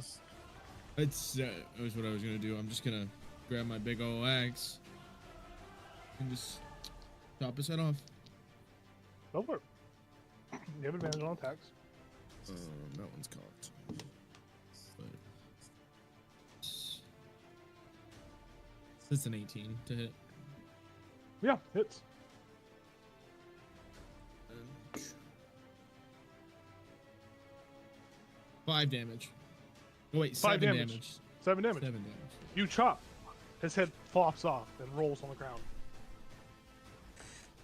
All the while, he continues to look at you and laugh. You can't kill me, idiot. And he just continues to laugh as he's still alive. Oh. Decapitated, Whoa. but still alive. I'm just gonna push his body down more than on the spike. Ah! Yeah, he just slides further down on it. So we'll say this is his little head. His head is this purple dot. We'll say it rolled over here. Okay. I just want to make it more. And as that happens, I'm gonna walk away now. All right, his body's going to actively swing at you as you walk away. Yeah. He actively swings at you at disadvantage because he is restrained. But he's going to try to hit you. He says, "Where are you going?" Holy shit, he rolled a dirty 20 at disadvantage. He does 6 bludgeoning damage to you. I need you to make a DC 13 Constitution saving throw to see if you're poisoned. Said 6 damage. So it'd just be 3. Yeah. Because you are raging. Constitution. That's 14 again. Very nice. You succeed. Oh, I moved. So it's here, or is it here? I think it was here. You would have been This- adjacent to him, so you'd been like right here. This is 10. So if you start in a corner, that's easier. You can do like 5, Okay. 10, 15 like Okay. that. So 5, 20, 25. How would it work if I went from this corner to this corner? Would that just be 10? You're just shimmying. What are you talking about? Like from what corner to what corner? Because it would go from here to like here, kind of. Oh, that's 5 because you're moving diagonally. And then, So that'd be another 5. So it should put you at 25. That'd be 30, I think. And you move across the line. okay, and then 55. You Alright. don't see anything. Yep, I'm here. Very nice. Ozel, it's your turn. You see this guy that has been decapitated, restrained, but he's still alive. His head is laughing, and his body is still swinging and acting as if his head is attached. And Gal runs towards the other threats that are presenting themselves. I'll just say to J-Love, what have you seen? What's back there? Oh no, you came from up. That's right. Yeah. Yeah, you came I from would the top. just. That's right. Yeah, I'd be like, Gal had something on Bones. Sure did. I didn't see the decapitation. Do I get advantage on this guy who's restrained? The restrained guy? Yeah. Yeah. Attacks against him have advantage. Okay, since I saw the Sacred Flame do extra damage, I'll shoot one at him. Okay. So he needs to make a save. Oh yeah, I saving guess throw? I don't roll for that. Yeah, he just needs to make a save. Is it a dexterity saving throw? Yeah, 16. So he will have disadvantage on it. Oh, 'cause cool. It's a dex save. 13. He fails. So 8 radiant damage. Yeah, 8 rain damage. You see that it burns him and burns him, and he screams out in pain. Ah! And then his laugh reemerges as he says, "You can't kill me, you fucking idiot. This is my Wow. domain." Still alive.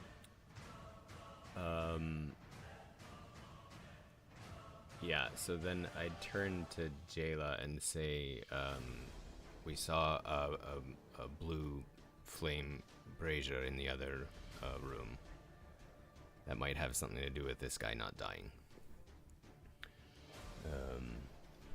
And then I think, can we step through that square? You have to make the wisdom save to see if Hmm. you're charmed by Fiska.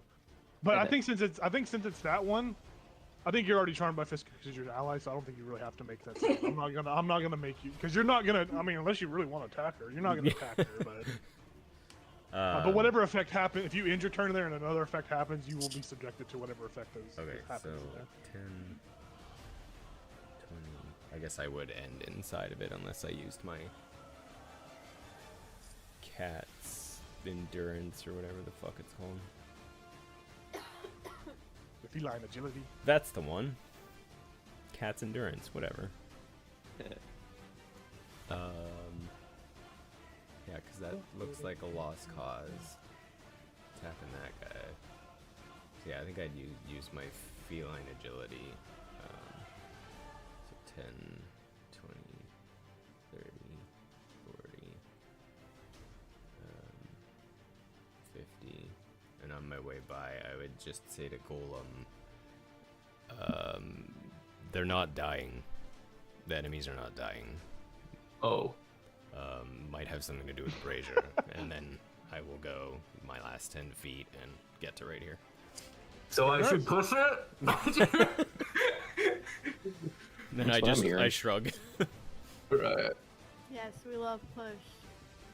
Mm, This is a draw still. true. Very nice. True. Move over to Flappy Bird's turn. Flappy Bird, it's your turn. You're That's still true. concentrating on that square. Do you want to move it This anywhere? Do you want? And you got to re-roll. I it, too, do. I'm pretty sure. Move it 10 feet so that people can walk through there. Okay. But I'm allowed to move it 10 feet. Okay, so I get to re-roll fun table.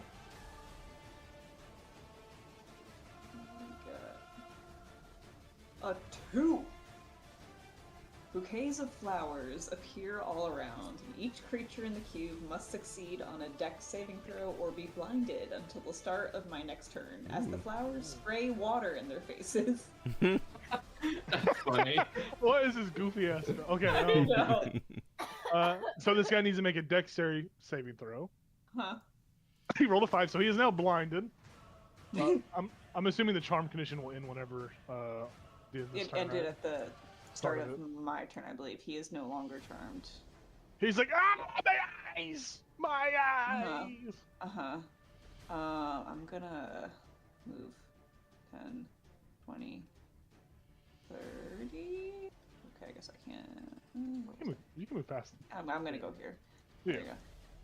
And I'm gonna shout at the blinded guy, like, I'm gonna shout. You shout,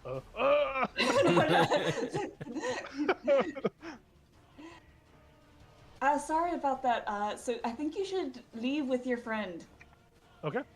Suggestion. I don't have any more juice, so I'm just gonna try and convince him. Your friend left already, so you should just go too. You can make a persuasion roll. Natural 20. I'm gonna use my inspiration. 17. He says, I would if I could see. I'll try my best. Who turned the lights off? Yeah, it seems like he will be persuaded to try and do that as best as he can as he's blinded. Very nice. All right, G-Man, it's your turn. Okay, I'd run back to the brazier, and I want to use my birthday crit to push the brazier over. Okay. Oh I will say, since it is your birthday crit, usually this would not be possible. But it is your birthday crit, and on birthday crits, by law, by honor of the birthday crit, I will honor that you are able to push this. So, in doing so, describe what it looks like. I will say you do take damage when you make contact with it, physical contact with it. You're gonna take 3d6 cold damage from it, Literally. Whoa. which 3 is 10 points of cold Okay. damage. 10 points of cold damage. Gotcha. But what does it look like? Give me a description as you push something that is not meant to be pushed over, that is solid stone. What does it look like? I think it looks like he's like enlarging himself, so he like gets under the brim and just starts getting larger and starts pushing it over. Please work. That's what he's saying as he's growing. Yeah, you find a way to push this thing over, and as you break it from its held position, it hits the ground with a clatter, and it begins to crack and break, and it falls apart as the magical flame that was inside disappears. Immediately, as the flame disappears, you watch as that restrained berserker turns the bones and just dies. He just dies as he finally passes. There are still threats in this cave, but now they will die. As that's not technically how that was supposed to work, but it is a birthday crit. Because it is a good resource. It is a significant narrative resource. So yes, you are able to, in this magical Was that order, my action? That would have been your action to to do Okay. that. You still have a bonus action. I will allow that. Sure, I will. I'll walk my 5 feet. Click. It worked. I'll just say it. It worked. I high five you. Yeah. And then I'll kind of just yell in the tunnel. Maybe we take the white dragons captive. Maybe don't kill them. As I yell in the tunnel. And then I think Asara will probably I'll use my bonus action. She'll just move up. Would you like to roleplay as Asara to speak to these dragon kind that are before? Yeah. That she'd just be like,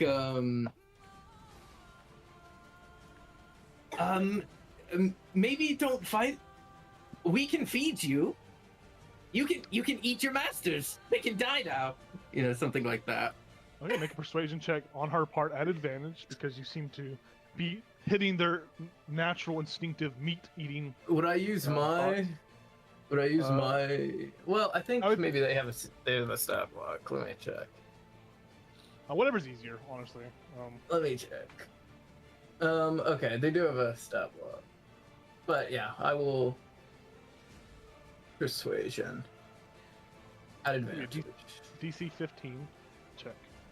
It's a medium check. 16. Yeah. You hear the dragons, or Asara hears. Everyone hears Draconic. You hear the dragons. You hear Gloom say, okay. You hear Tyzar say, okay. So there's a different inflection on each part. Are they gonna? Very nice. Are they gonna eat their friends or their masters? I guess. They have been persuaded to see that kind of light at the moment, so potentially. Nice. Okay. I think they're gonna help us. That's what I say. So. Speaking of which, the dragon will go. The Tyzar will go, and it will fly up here, and it will do a 15-foot cone of cold breath. Ice, baby. That's what it says. This guy is blinded, so I think he makes this check at disadvantage because it is it's a Constitution saving throw. So I don't know if he does it at disadvantage. Tyzar, he's a musician part-time. Yep. So that guy would have failed, but he's going to take half as much damage on this roll as he would normally.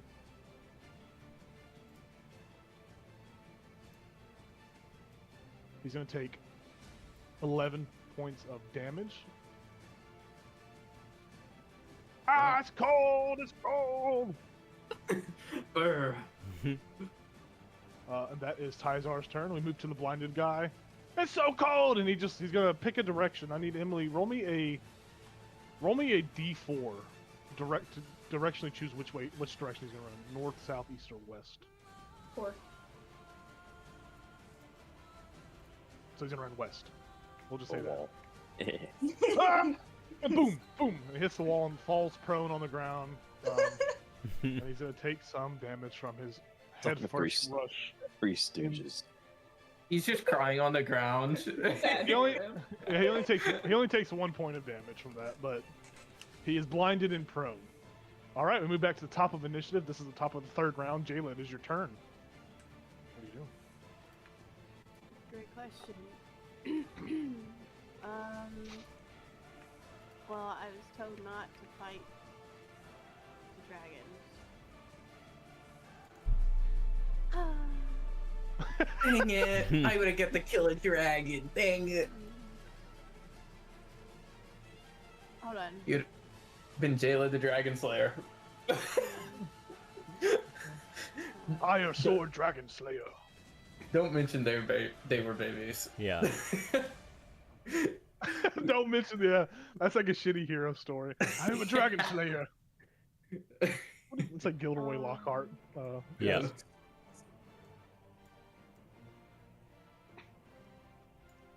If you enter that area, you would have to make a dexterity saving throw against the blinded, the water flowers that scorch your eyes. Mm-hmm. I don't think that matters to her though, because she's blindside. Well, she's still. I guess, but thematically, okay, it's a spell. It's a spell. I'll make the dex. Right. I'm just. Yeah. Realistically, probably not, but it's magic, and it's gonna have to. Sure. 19. Hey, You're good. Yay! I get to hit something. He is prone, so you have advantage. Hell yeah. he's like crying on the floor. I'm gonna use my flaming sword. Oh my god. Like someone kicking you while you're laying on the ground. 23. actually. That's an 8. This, and then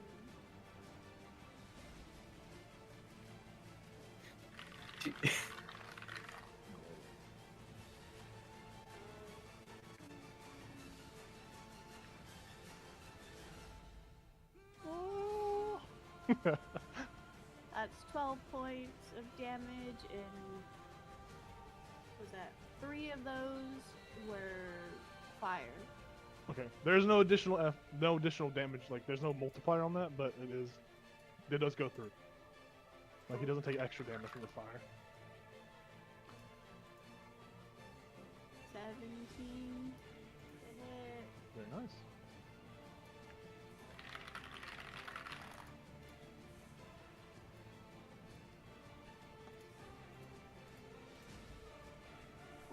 Points of damage.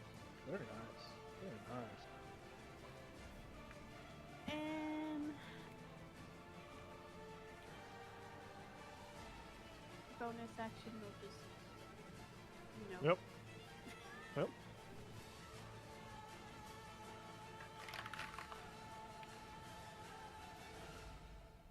uh, 16. Yep. One more point of damage. Ah, it's hot! It's hot! Ah! He's just rolling on the ground. This is the saddest thing I've ever seen. Saddest thing you've ever seen is this poor guy is getting absolutely ruined. All J-Lo right. looks so heroic, chopping She up the does. guy in the fetal position. Once again, you hear ah! From the entrance of the cave and no movement as the guy keeps rolling the 1 on his turn. He just can't get out of it. Ichabod, it's your turn. So Ichabod's gonna go 10. 20, This is who you gotta watch out for the dragon. This is the guy that kills cute and cuddly things. Just watch out. 30. Yeah.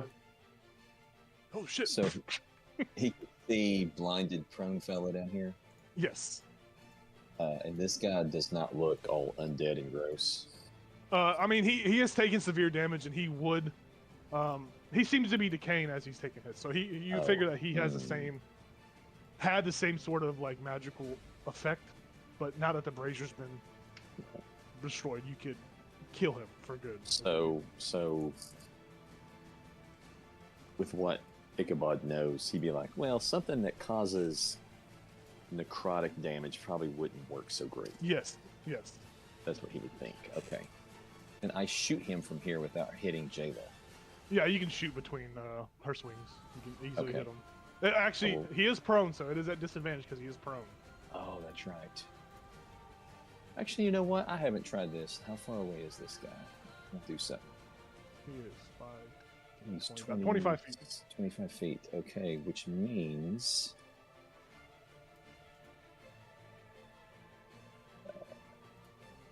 this would be at a disadvantage. I am going to take my hand axe of kinetic energy Okay. and throw it at him. Okay. Go for it. So 25 feet. It is still disadvantaged, sadly. Right. But it will be But- cool if it hits. Yeah, because when thrown at the long range, the axe deals 44 extra force damage. Yep. Nice. Hit him. And I still have. I- What was that? I was gonna say I heard 44, and I was like, what? Yeah. About 44. Right. I was like, I don't remember crap. giving you that. Wait a minute. I don't know, man. That's just what it says. 14 hits. Oh. Yeah, their AC is 13. Oh, sweet. I hit him. All right. So, He's on the ground. Ah! Just gets the axe to the side. so, holy crap. 11 points of just hitting him. Mm-hmm. And then, let's see. That's 4d4. The worst dice to 3, roll. 4. 7 points of extra force damage. Yeah, he is officially bloodied. But he is. This axe hits him in the side and then come back to you. Doesn't just like come back to you. I've never been clear on that. I think we discussed that and said like because it is his. It's your hexblade weapon, right? Packed weapon. You can like summon it.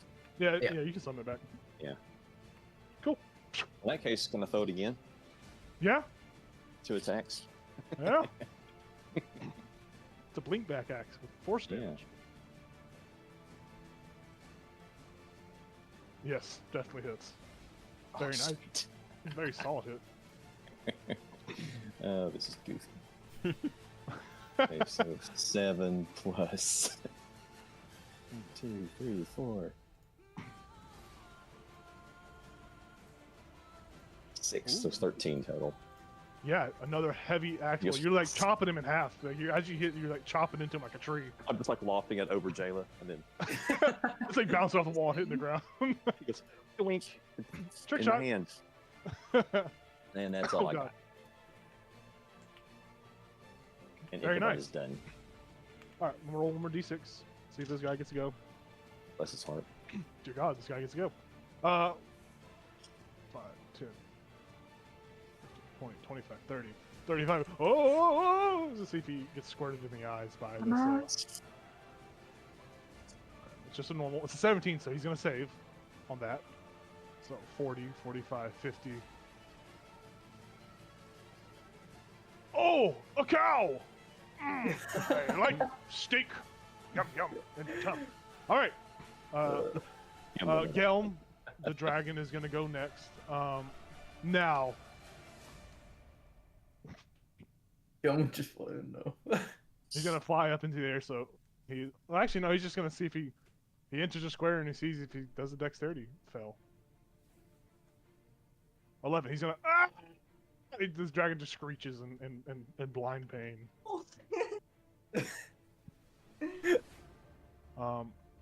He is going to just, as he's blinded, he is still gonna just try to use his Arctic breath to see if he can do any damage, and he's gonna do it in a 15-foot cone. So he had a sight, and he's coming through with it. So I need everyone there. So it's Jayla and the 2 berserkers to make Constitution saving throws. The DC is a 12. DC 12. This guy's Constitution. He succeeds. The prone guy just fails it because he's prone. I'm pretty sure. Or is that disadvantaged? Oh, no, it's Constitution. It's not a disadvantage. Yeah. That guy fails. 24. You succeed. 8. So you only take 10 points of damage as this frosty breath hits you. This guy on the ground just turns into a popsicle and just freezes his bones. The body is encased in ice as it splinters and he breaks into little giblets of death and dies. Damn. All right. With that, we move over to Gal. It's your turn. So, I'm gonna oh.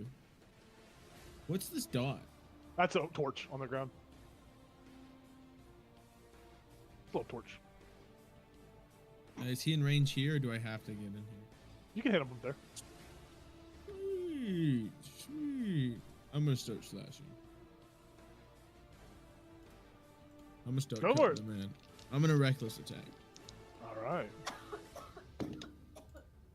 Yeah, the fire from the torch is making Jayla's cough. It's 24 to hit It's rough. for the first one. Yeah. That's realistic. It's 12 points of slashing. You can add a d6 of poison. Ooh. Sarah will like D6. spit on your blade. D6 of poison. 6 more points of damage as well. Poison. That'll be 18 Like it. damage. Very nice.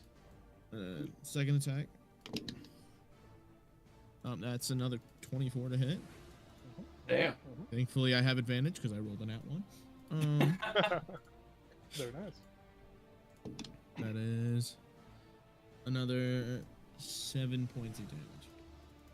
Nice. Alrighty. Wanna do anything else? Nope, that's all. Very nice. Very nice. Very nice. All right, we move over to Elizo. It's your turn. You've just given a high five to G-Man. Yeah. Woo! I just say, great job, and then 10. We did it. 20, 30. Right, yeah, 10, 20, 30, yeah. And shit, somewhere in here. Can I see to shoot through at that dude? Yeah. Sarah will just step aside. Say I think she's low enough to the ground that you're above her anyways. Alright. So you can shoot over her. Yeah, I Flood will. the needle. I will hit that dude. He's not prone or anything, right? He's up. No, he's not. He's standing up. Yeah, I'll just do another. What is it called? Sacred Flame. All right. He's gonna make a wisdom save. Yeah, right? Dex 16. Dex 16. That is right. Oop. He fails.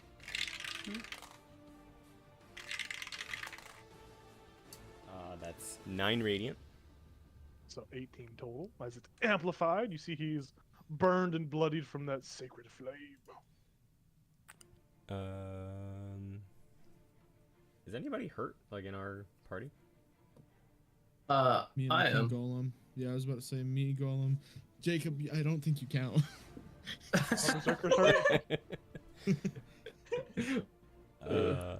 Damn it! Ashar's missing 10 hit points. I'll be okay for a while. Which is the one? It's just me that's- and Golem. I think Gal's looking the worst. I'll be honest Yeah, with you. Gal's Okay. Yeah, I'm at 24. I mean, G-Man's looking pretty bad too. Me Both too. I'm at 24 too. Yeah, since Gal's right, say I can't save see him you, more. so no, yeah, he can't see me. yeah. He I'm wanted like to around kill the you corner. anyways. I don't even know you. Yeah. So yeah, bonus action. It's healing word, right? Is the yeah. I believe so, yes. What can I cast this at? Oh, you get a 3rd level. Ooh. Shit, okay. No complaints here. This guy over here loves you. Trying to He make says- up for He just says For gal. shoving me. He just says gal and the kiss cam thing pops up. Ah. Do do do do do do do. So you get 12 back. Oh, It's just Very 3d4 nice. plus 5. that's still great. That's pretty good. I'm now at half health. A little more. All right. That's my turn. Flappy Bird, it's your turn. I will move the square to like It would be like that. I can't do a 5-footer. Sure, we'll say you Ichabod, you see this magic start to come through the wall somehow. You're like, what the fuck? But you're not in the minute though. That's fine. In a way. It's the mist. Okay, we are back to the smell of apple pie and the wisdom saving throw. It's like, does anyone smell that?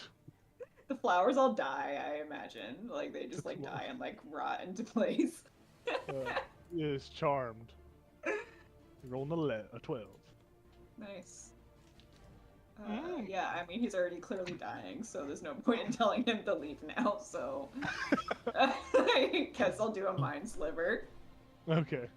Can you do an int 15? Oh, intelligence 15? Yeah. Yeah, 11.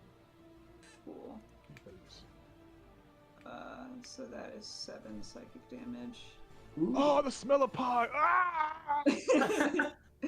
He loses 1d4 on his next saving throw. Okay, 1d4 on save. And that's it. Very nice. We move over to G-Man with his G-Wagon. True. True. I'm going to run up here, get my gun out. Yeah, exactly. Oh, finally me. I knocked over the brazier in there, and then I bang bang. Fuck it.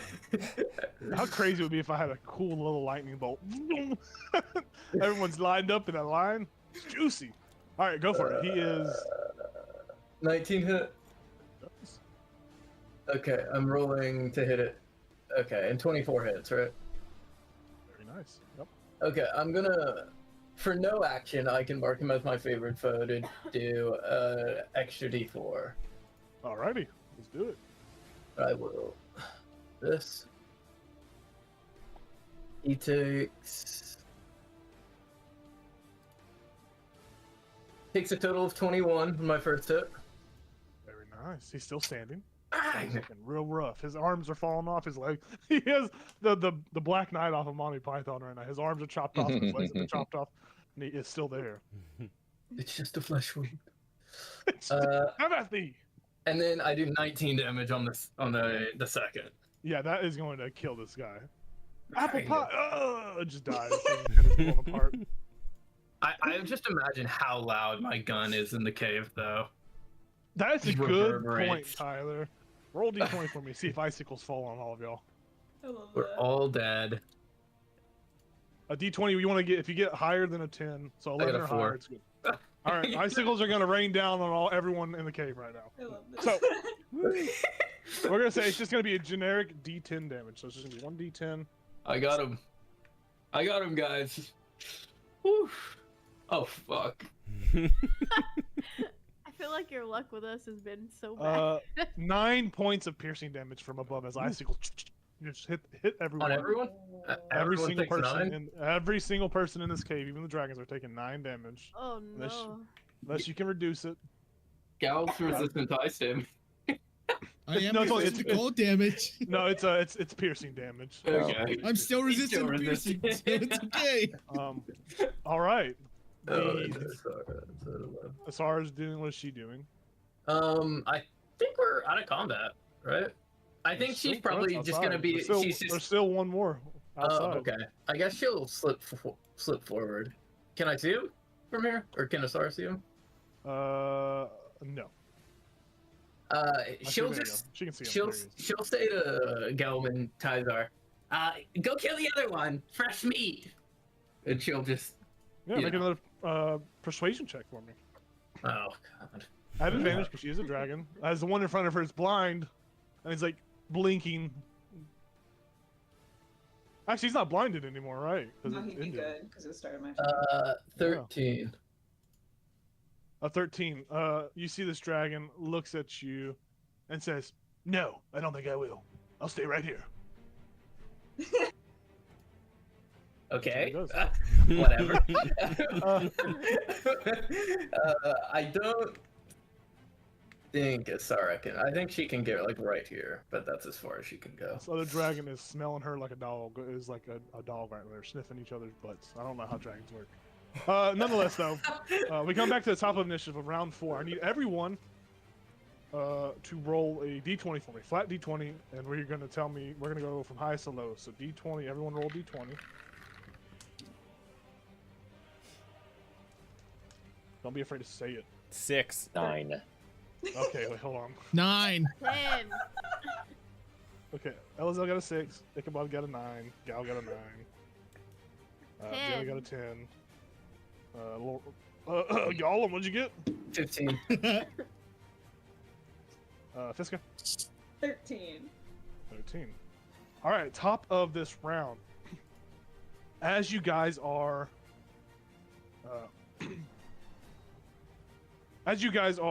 seeing or still know the threats that persist. There's one that's outside. Gal, you. Everyone watches as Gal. At the start of this turn, Gal, you vanish. You disappear. You watch as Gal is broken down and turned to snow as he falls onto the ground as snow. Gal, you are gone, and you are just free falling Okay. through the sky. You're free falling through a black void, is what it's really like. Oh wait, what the fuck? Wait, You are whoa, free whoa. falling through a black void, and there are very terrifying, dissonant whispers that are just. It's like whispers, and it sounds like people screaming in pain as you are falling through some landscape. Hmm. Gal is out of this battle. What? All right. Wow. What? With that, Jayla, it is your turn. Gal is gone. You see it happen. Gal is gone. No. Search for Gal. She would like fall to her knees and like dig at the snow like. He fucking dissolved. Yeah, you're moving the snow around and it just melts further with the fire from your sword. It just melts even faster. You're melting Gal. You just killed Gal. Gal just melted next to you, and you're just using your hands, and the fire from your sword is melting them. She panicked. I don't know what to say. That's all right. You spend your whole turn panicking, then. Yeah, I'm just like, what the. All right. We What's move that? over to Ed's turn, which is this other guy in the back. He is going to finally move and do something. Nice. 15, 20, 25, 30, 35. Oh, she doesn't have a lot of left. He can't move any further, but he's like, ah! Oh, She's One, gonna two. sleep. he starts counting. 1, 2, 3, 3, 2. Why? There's three. There's three of you. What the? That's his whole turn. All right, Ichabod, it comes to your turn. Ichabod, you see Gal turn into a pile of snow. And you look Oh. and you watch as Jayla is digging into the ground as well. You look over and see Fiska dematerialize into snow as well.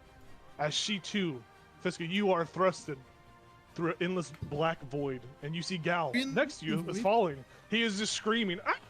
as you are joining him, and you are hearing these deathly whispers and this crying out of cries of pain as he is falling. In this space, each of you establish some sort of connection, and you each learn a secret about each other. So, Fiska, you and Gal can exchange one secret. It could be anything, but whatever you say is canon. So please, don't be too crazy. But Fiska, you and Gal, well, we will handle this after whatever happens. Okay. But this is what happened. Every time someone comes into this space, a secret will be shared between everyone in here. That's how it works. But Ichabod, you see Fiska disappear as well.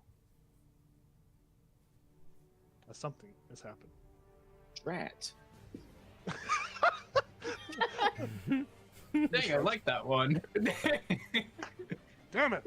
Jayla just panics way more. Mr. Stark, I don't feel so good. I didn't Oh, say don't do that. anything. Don't do that. I was about to say. Oh, guys, my heart in the theater when I saw that. Anyways. Well, apparently that's out of our control, so I'm gonna Yeah. turn my attention to this too. Gillum? Oh, you're gonna kill the dude. Yeah, Yeah, I'm gonna- the two dragons. Yeah, I'm gonna shoot at the dragons. Very nice. I guess so. I mean, I might as well while I'm here. Might as well kill a few more children while I'm here. Well, I still got some kick in me. A 10 is going to miss.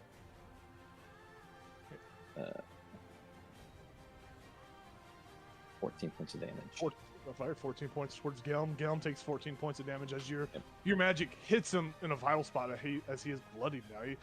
You just watch as like bluish blood pours out of from his scales, and he looks betrayed. He looks over and he sees Asara, and he looks at you, Ichabod, and feels betrayed.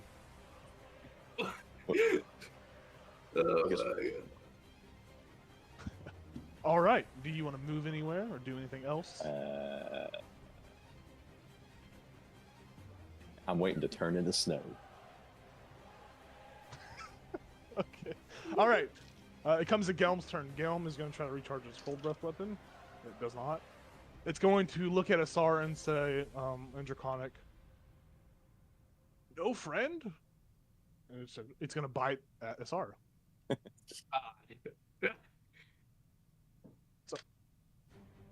I'm pretty sure a 7 is not going to hit. So it tries to bite at Asara, and she is able to dodge out of the way. Elizel, it comes to your turn. And as you see Fiska and you see Gal disappear in the snow, and you watch as Ichabod just tries to kill this little baby dragon, you feel some type of way about it, but you're distracted as you watch as Jayla, too, turns into snow and disappears. Jayla, you are thrusted into the same void, and you see Fiska and Gal there, both screaming, probably. I don't know. But you hear these very malignant and dissonant whispers and the screams of pain as you fall through a dark void. And you establish some sort of mental connection with these three as well, and you too will be sharing a secret with the group. But Elzo, it is your turn. Your allies are turning to snow. Yeah. And the dragon is attacking a friend that may be a foe. I was like, right, Skip. where the fuck is everyone going? And then I'm like, Ichabod, I don't think we're supposed to attack the dragon. And then in Draconic to the dragon, I say, I don't think he meant to hit you. I think he meant to hit the guy behind you. He missed. I do a persuasion dragon. Yeah. We're talking gibberish. Alright, make a persuasion check against this guy. This is just a normal one. There's no advantage just because it has been attacked by a friend. 13? A 13. It looks at you and says, "Nah, that was a pretty big hit, and it hurt." He did that on purpose. Yeah, regardless, I'll go 10, 20, No, I'm pretty sure he did that on purpose. He looked right at me. 30, and I'll shoot the dude with a Sacred Flame again. Yeah. Very nice. So, deck 16? For this guy, a dexterity 16. He is going to fail. He fell. Well, that's not good. Well, that's not good at all. Just 3. So 6 radiant. Yeah. Ah! Oh, it's not that bad. But he takes the damage, and you see the frostbitten skin curl back and die. So you've moved. You've casted an action. Are you doing anything bonus action wise, or? Yeah, I will. Bonus action healing word Asara. Okay. Nice. At first level. It's not much, but Bonus work. yeah. 6. Nice. Very nice. I'll take it. Very nice indeed. And that is my turn. All right. The next. What did you get again, Tyler? On your 15. Okay. Tyler, it is your turn, but as you are about to do something, you see this. You find that you should have been pulled into this void much sooner than the other party members that have been. As I skipped your number. But you and Asar both disappeared. You're both melted snow. Damn it. You guys watch. Elza, you watch. Ichabod, Elza, you both watch. As here's what's gonna happen. Gal comes back. Gal comes back and takes the place where Gal was out, as Gal was not supposed to be in there yet. As Gal pops back up. What the heck is going on around here? Gal's Where am right there. I? I don't know what's happening. But Golem and sorry, you both are flying through the this void. Same thing. But nonetheless, Gal's back. And with that, we go to Back, baby. with that, we come back to the initiative. I don't remember what his initiative was, but here's what happened. Where's He Jayla? was right before me. Jayla disappeared. Oh. We go back to Ed's turn. Big Ed from Married at First Sight or whatever. Puts May on his hair and he's gonna run after you, Elzo. 5, 15, 20. And he's gonna run after you if he can succeed. Does on Gilm the- take an attack of opportunity? No. Gilm does God, not. come on, Gilm. This guy is going to. He's gonna just swing at you recklessly. He is laying into you. Comes at you. Full throttle. It's gonna be a 17 on the first one. A 17 on the first one. Miss. A 24 on the second one, which I would assume hits. Hit. And then fucking 7 on the last one. So there's gonna be one. It's gonna be just one hit. Okay. He's gonna do 4 points of bludgeoning damage to you. I'm gonna use Wrath of the Storm, so DC Okay. 16 Dex saving throw. Very nice. To which he will fail. So Natural one, so he's gonna take double damage from. He's gonna take max damage from this. Basically, how a crit would work. since Oh, you okay. critically failed him. So he takes 16 lightning damage. Oh, he gets shocked as this magical power surges through him.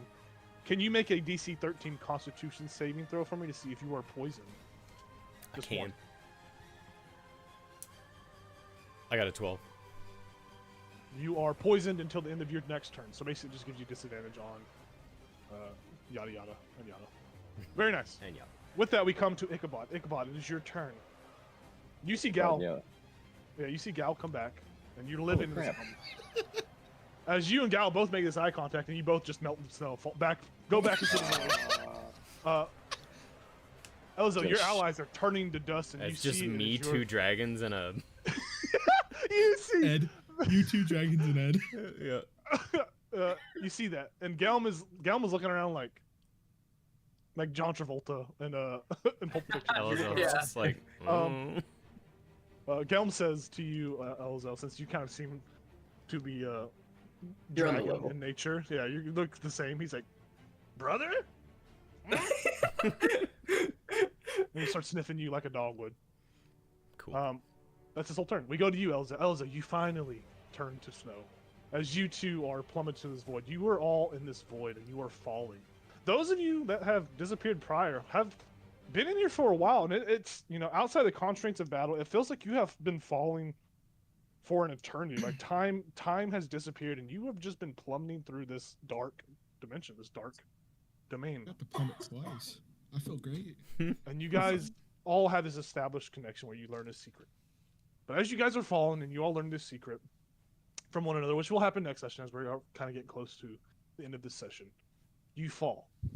Eventually, white light begins to materialize and you realize that it's snow as you are somehow being recalled to a place you recognize. As you all wake up, as if you had been sleeping, wake up with Vlyn nearby. And as you all wake up, you see there are arcane sigils and runes on the ground, written in blood. And you look over and you see that she has killed every axe speak here to cast whatever magic. Fucker. We needed those. And you see that as she sees you all, you see as you all kind of stand up and rise, as you kind of it's like waking up, still feeling the effects of the battle as you were fighting. You see that she is withered away. Like she is more stretched, her skin's stretched tighter. She looks more like a skeleton than ever before. And you see that as she looks up to you, she is ecstatic. And she too seems to have learned a secret from all of you, as you have learned a secret from her, and this weird connection. But as you sit there and you see her, you all notice something move behind her. And at first you think it is a trick of the mind, as you see that the blizzard no longer, carries on. The blizzard has stopped. But the snow around seems to be falling in this really distorted, slow kind of time fall-esque way, as it's just slowed.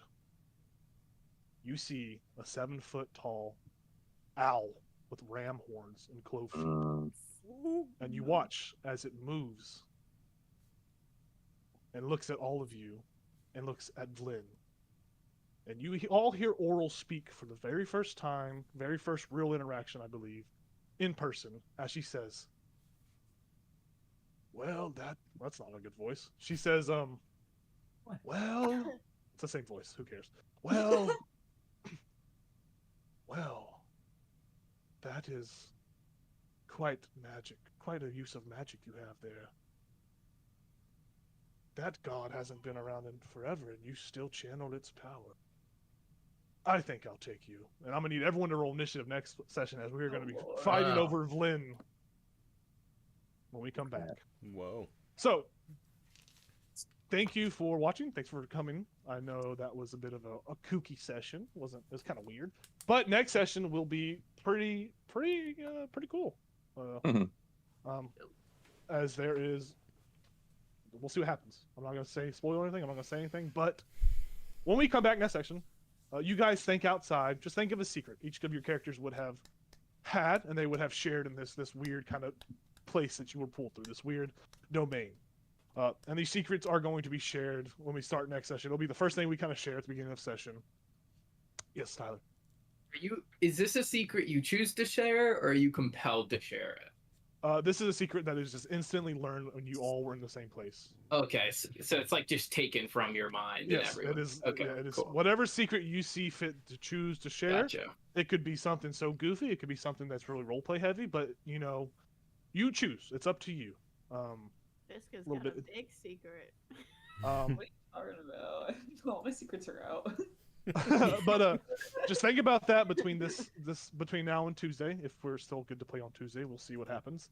And then there will be, like I said, there's going to be a battle for Vlyn.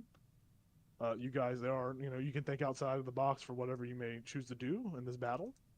But there seems to be a foe that looks more menacing and. I mean, it's Oral. It looks like Oral. If it looks like her, it talks like her, it probably is her. But nonetheless, next session will be a pretty big story beat. It'll be decisive in some other future things. So, Cool. I know it's kind of hard to think about. You guys have been going through the ringer. This has been a long day, and it's just started. Yeah.